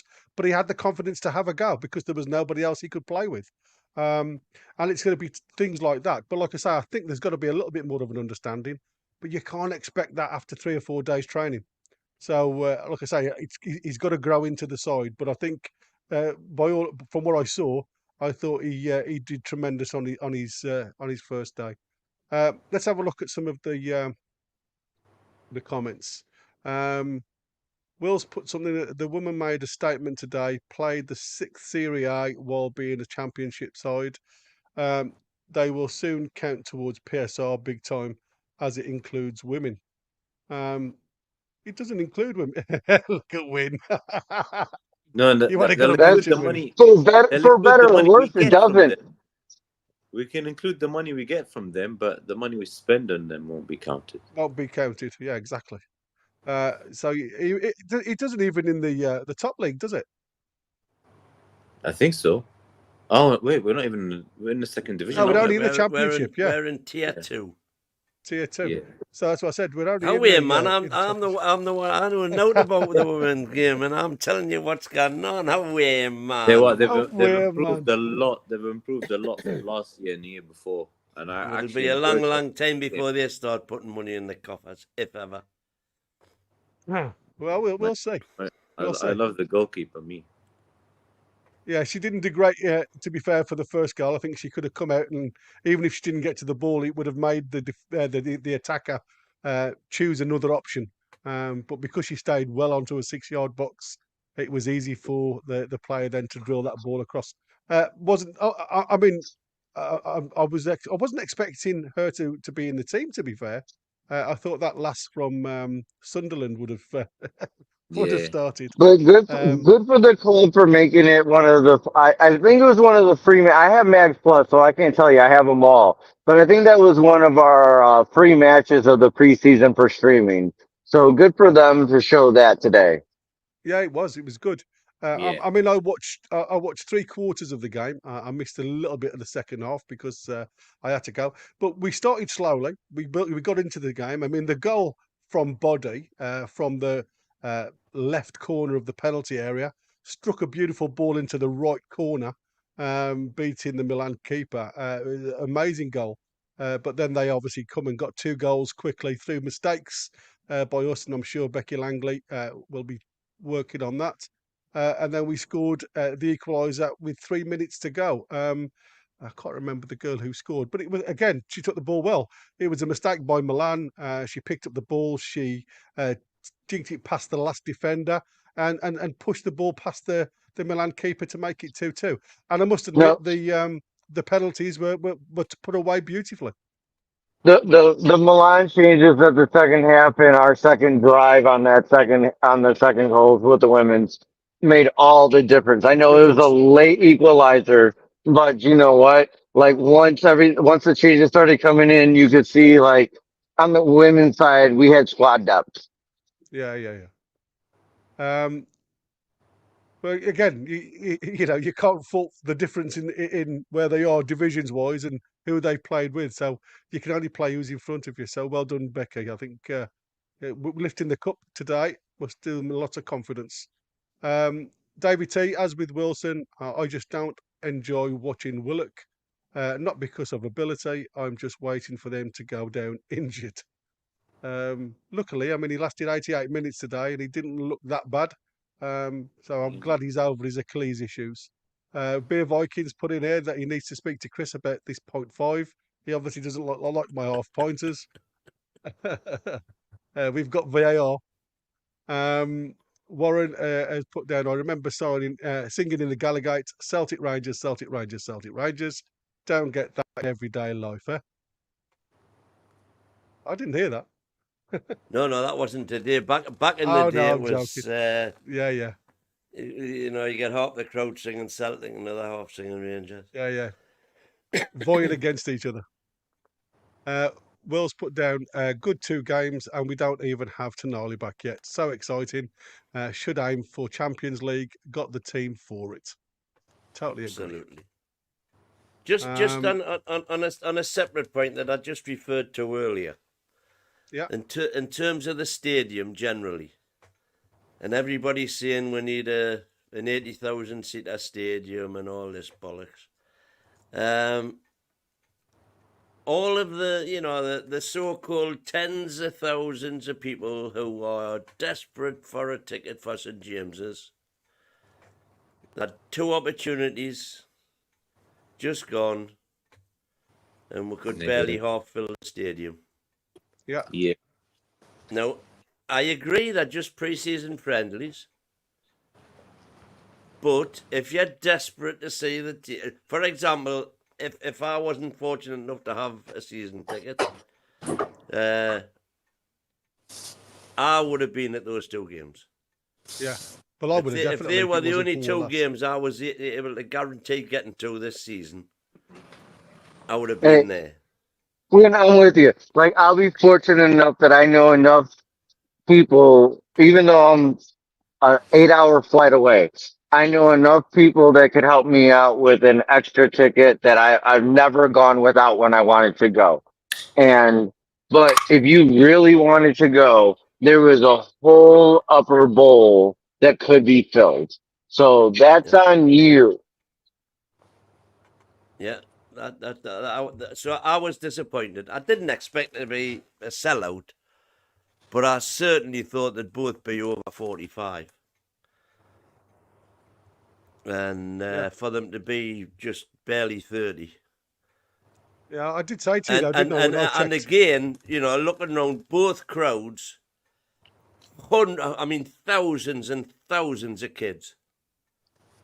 Thousands of kids. So there were virtually no adults. None of these tens of thousands of desperate people who were there, who could have been there. So I was disappointed with that. I'll even go one farther as an American for everybody who's like, I don't know how to get a ticket. When I want to go, it's so hard to get a ticket. I'm going to go with you, Win. Here was your opportunity. Take your summer vacation, holiday, and go to the Sella Cup. Hang on. I'm not necessarily saying that for our American friends.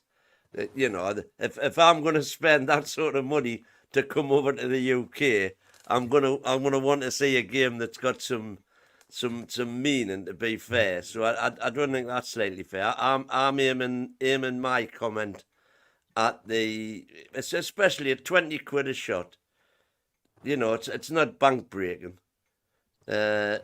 I'm aiming mine. Listen, I'm in the aspect of, like, one of my goals in life as an American. I'm going to every MLB stadium. All right, like, I just last weekend I flew out to Oakland just to go to a game in the last season that the Oakland A's are playing in the Coliseum. So if you really want to go, there are opportunities. That's all I'm saying. Yeah. But I also understand what people were saying about the protests today, especially because obviously there was a lot of talk about the protests and it was the safety side of things. So it may have put a few people off. But like you said, I know there was still plenty of questions, plenty of tickets out there. Because when I looked even on Wednesday to look at availability, you could still go and sit virtually anywhere in the stadium.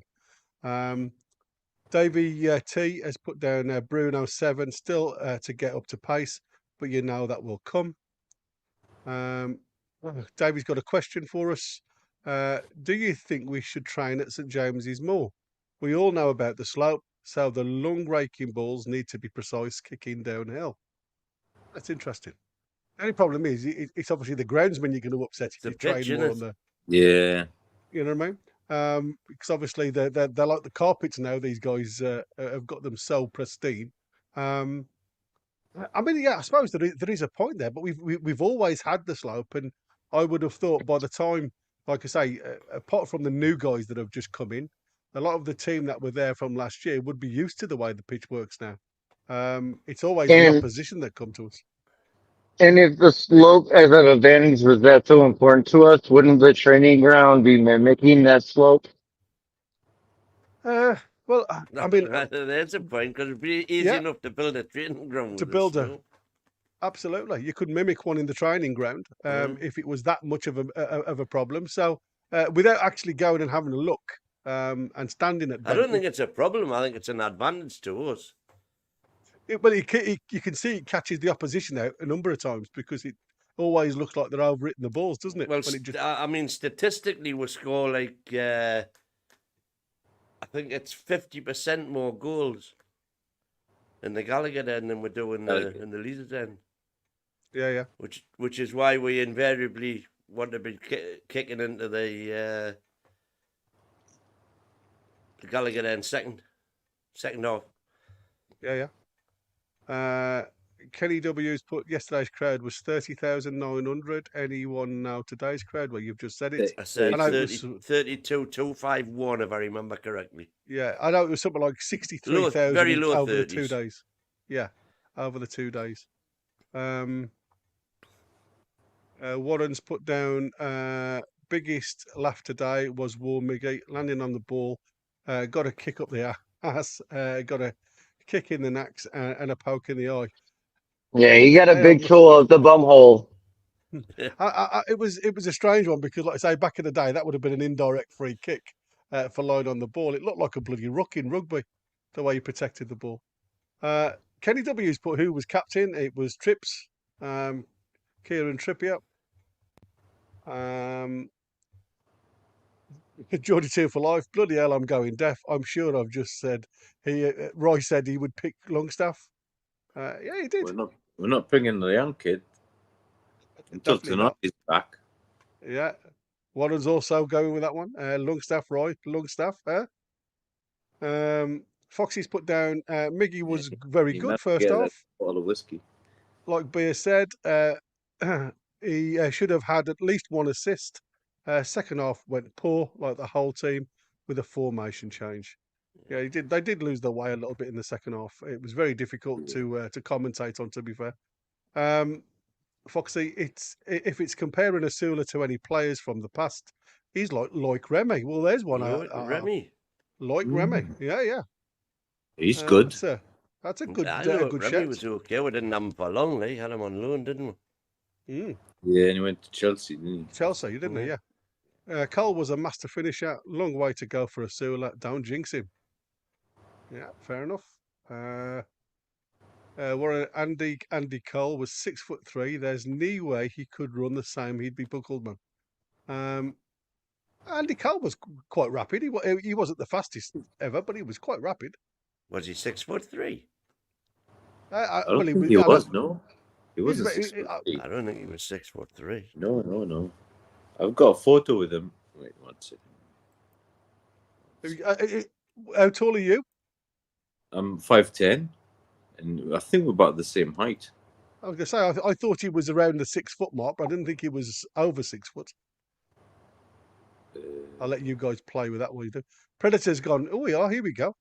Need to show the women a bit more respect. I think women's... Me and him, look, so he must be 5'11".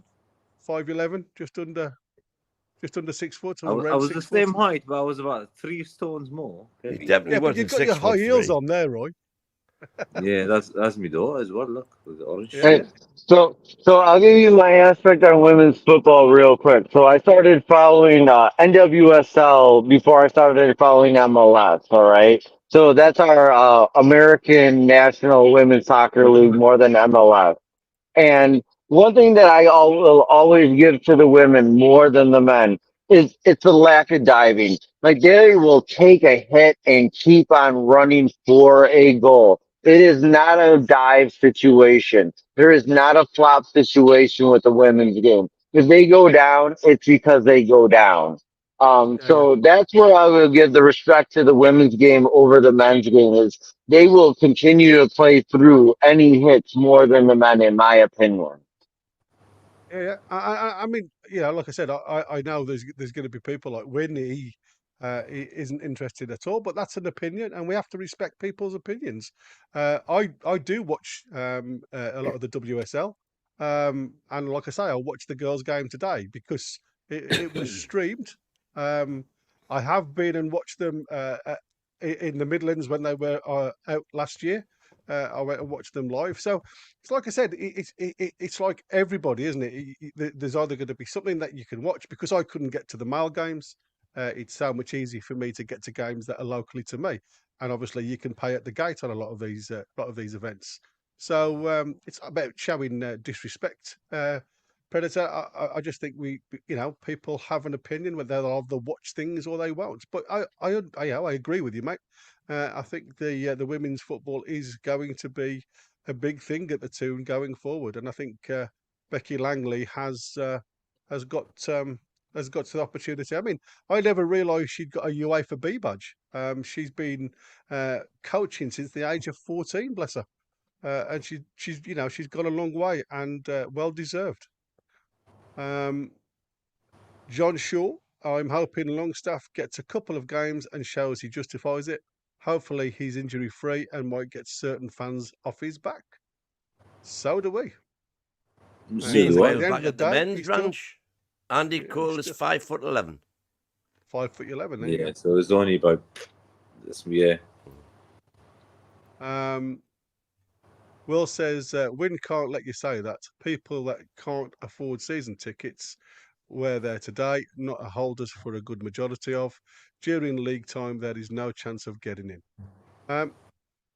Yeah, right. Well, what I'm saying is, yes, I disagree. During the league season, there's very very little chance of getting in if you're not a season ticket holder.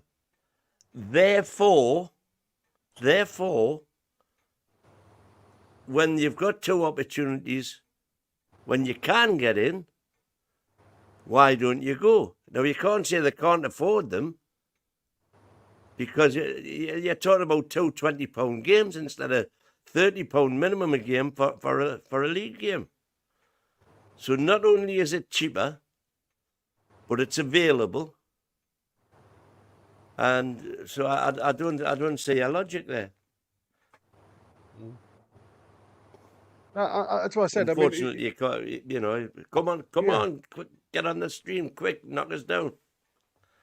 I think you're right. I think, like I say, these are the games where it gives everybody, the family, the opportunity to go to games. Because yes, you can't get I mean, like I say, I gave my season ticket up in I think it was 2011, and I know for a fact I'll never get it back. But there was no point in me having a season ticket because I just wasn't available on weekends.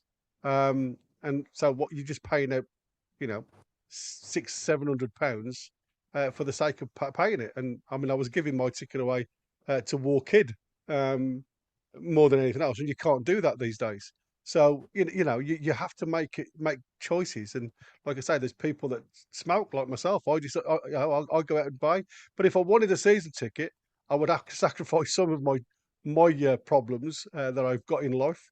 Maybe slow down my drinking, slow down my smoking to afford these things. And that's what I said. If it's a hobby of yours, then there's nothing stopping you going and doing these days, these weekends, and making it a family time. And I think that's all that Win was saying. Where was we? Before I go any further, Rosie's put, Jim, there's cost of living, mate. Ticket prices are an absolute joke. Well, they are for games in the Premier League. Like I say, you'll be lucky to get one. Obviously, the ballots all over the place. Any at the expenditure. Yeah. Any family, any person has to prioritise. Yeah, that's right. It's a luxury after all. It is. You can't have every luxury you want, so you have to decide which ones. Absolutely. Like I'm fortunate enough with my season ticket for National being about 20 to 25 USD per match. I think we're about 400 to 500 for a season. And I'm not saying everybody could afford that, Mm. but when you can't afford a full season ticket, when you can't get into a regular season match because of the ballots and everything else that works, when there is a whole 20,000 seats that are available and you love this club, that's when you go. Yeah, but Yeah. I think people are obviously looking at the whole economic side. People with families, things like that. When you take a family, when I used to go to the matches, it would probably cost me the best part of 200 quid for the game, taking the kids.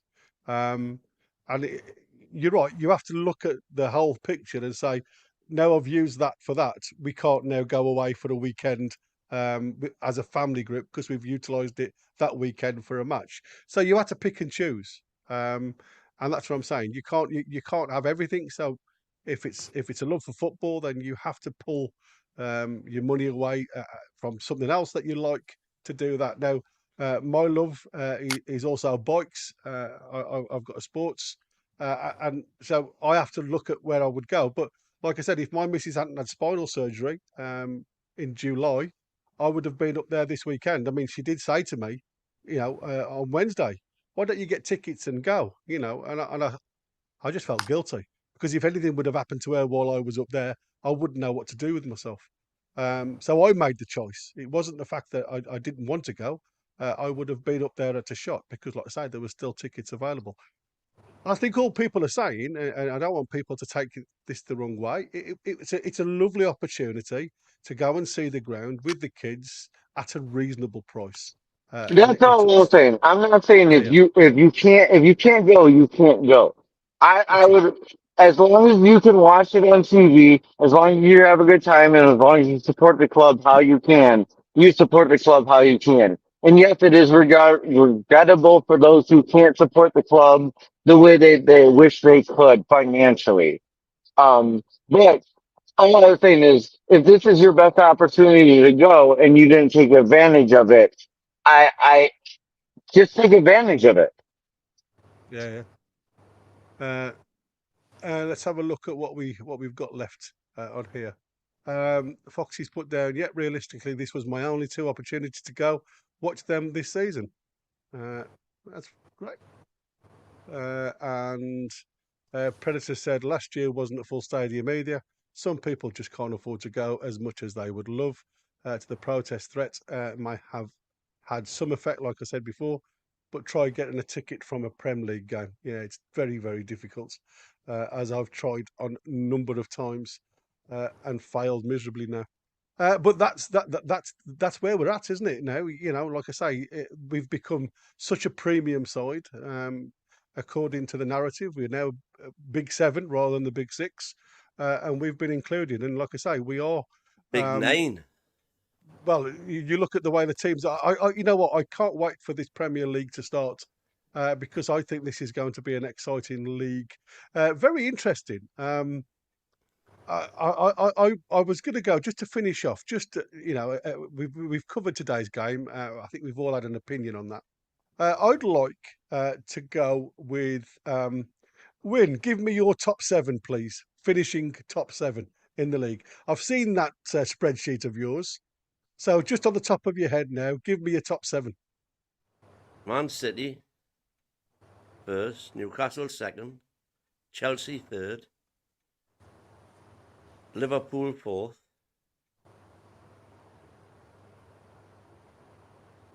Man United fifth, Tottenham sixth, Aston Villa seventh, Okay. Arsenal eighth. So yeah, you give me eight. Ben, give me yours.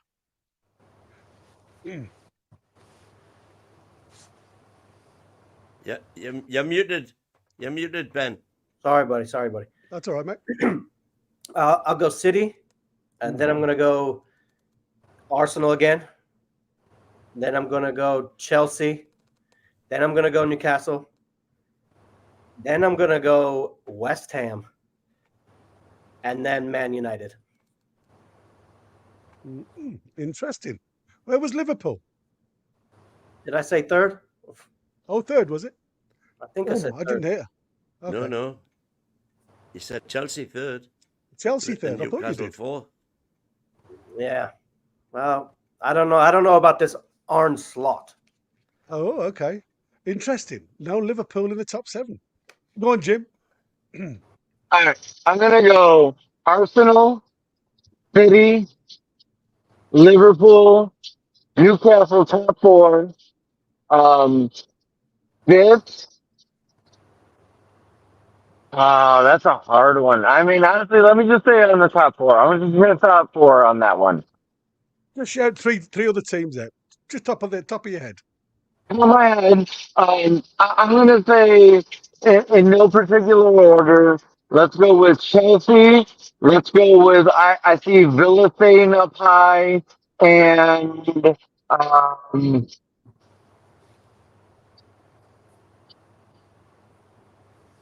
it. I'm gonna go top 6. I know we're big Okay. 7, but I'm gonna top 6. Okay. Go on, Roy. I'm gonna go.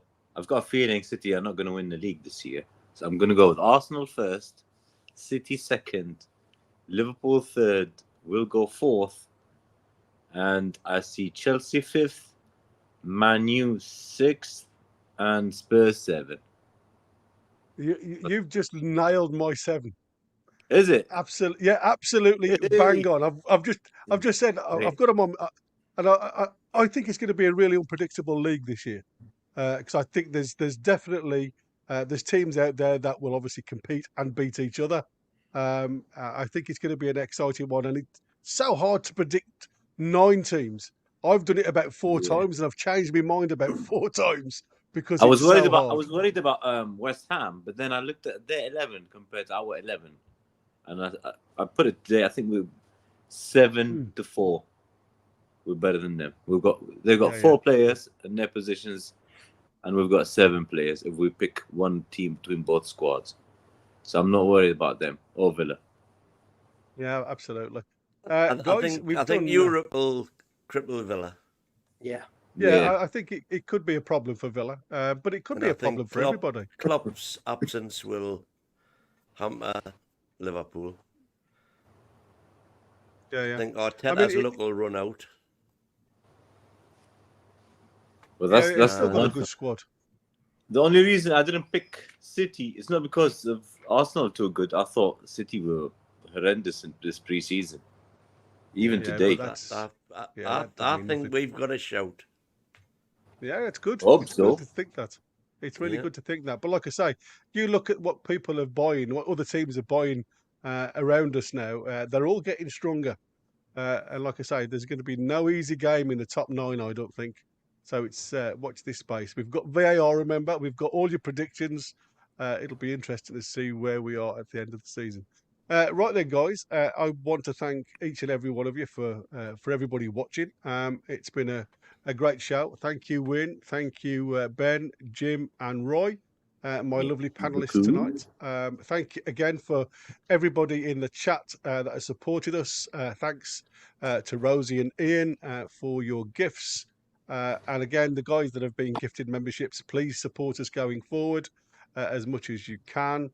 And literally, we are again here again tomorrow doing something else. So again, if you want to get notifications, please, before you leave, ring the bell, and that will give you all the notifications of any future content coming our way. Gentlemen, it's been a pleasure. Your opinions matter. Thank you so much for joining us, especially Jim and Ben, the other side of the pond, giving us that American opinion. It always counts, my friends. Thank you so much, guys. It's a ta-ta from him, It's a and ta him. from him, and it's how we're the lads. Who's the The lasses.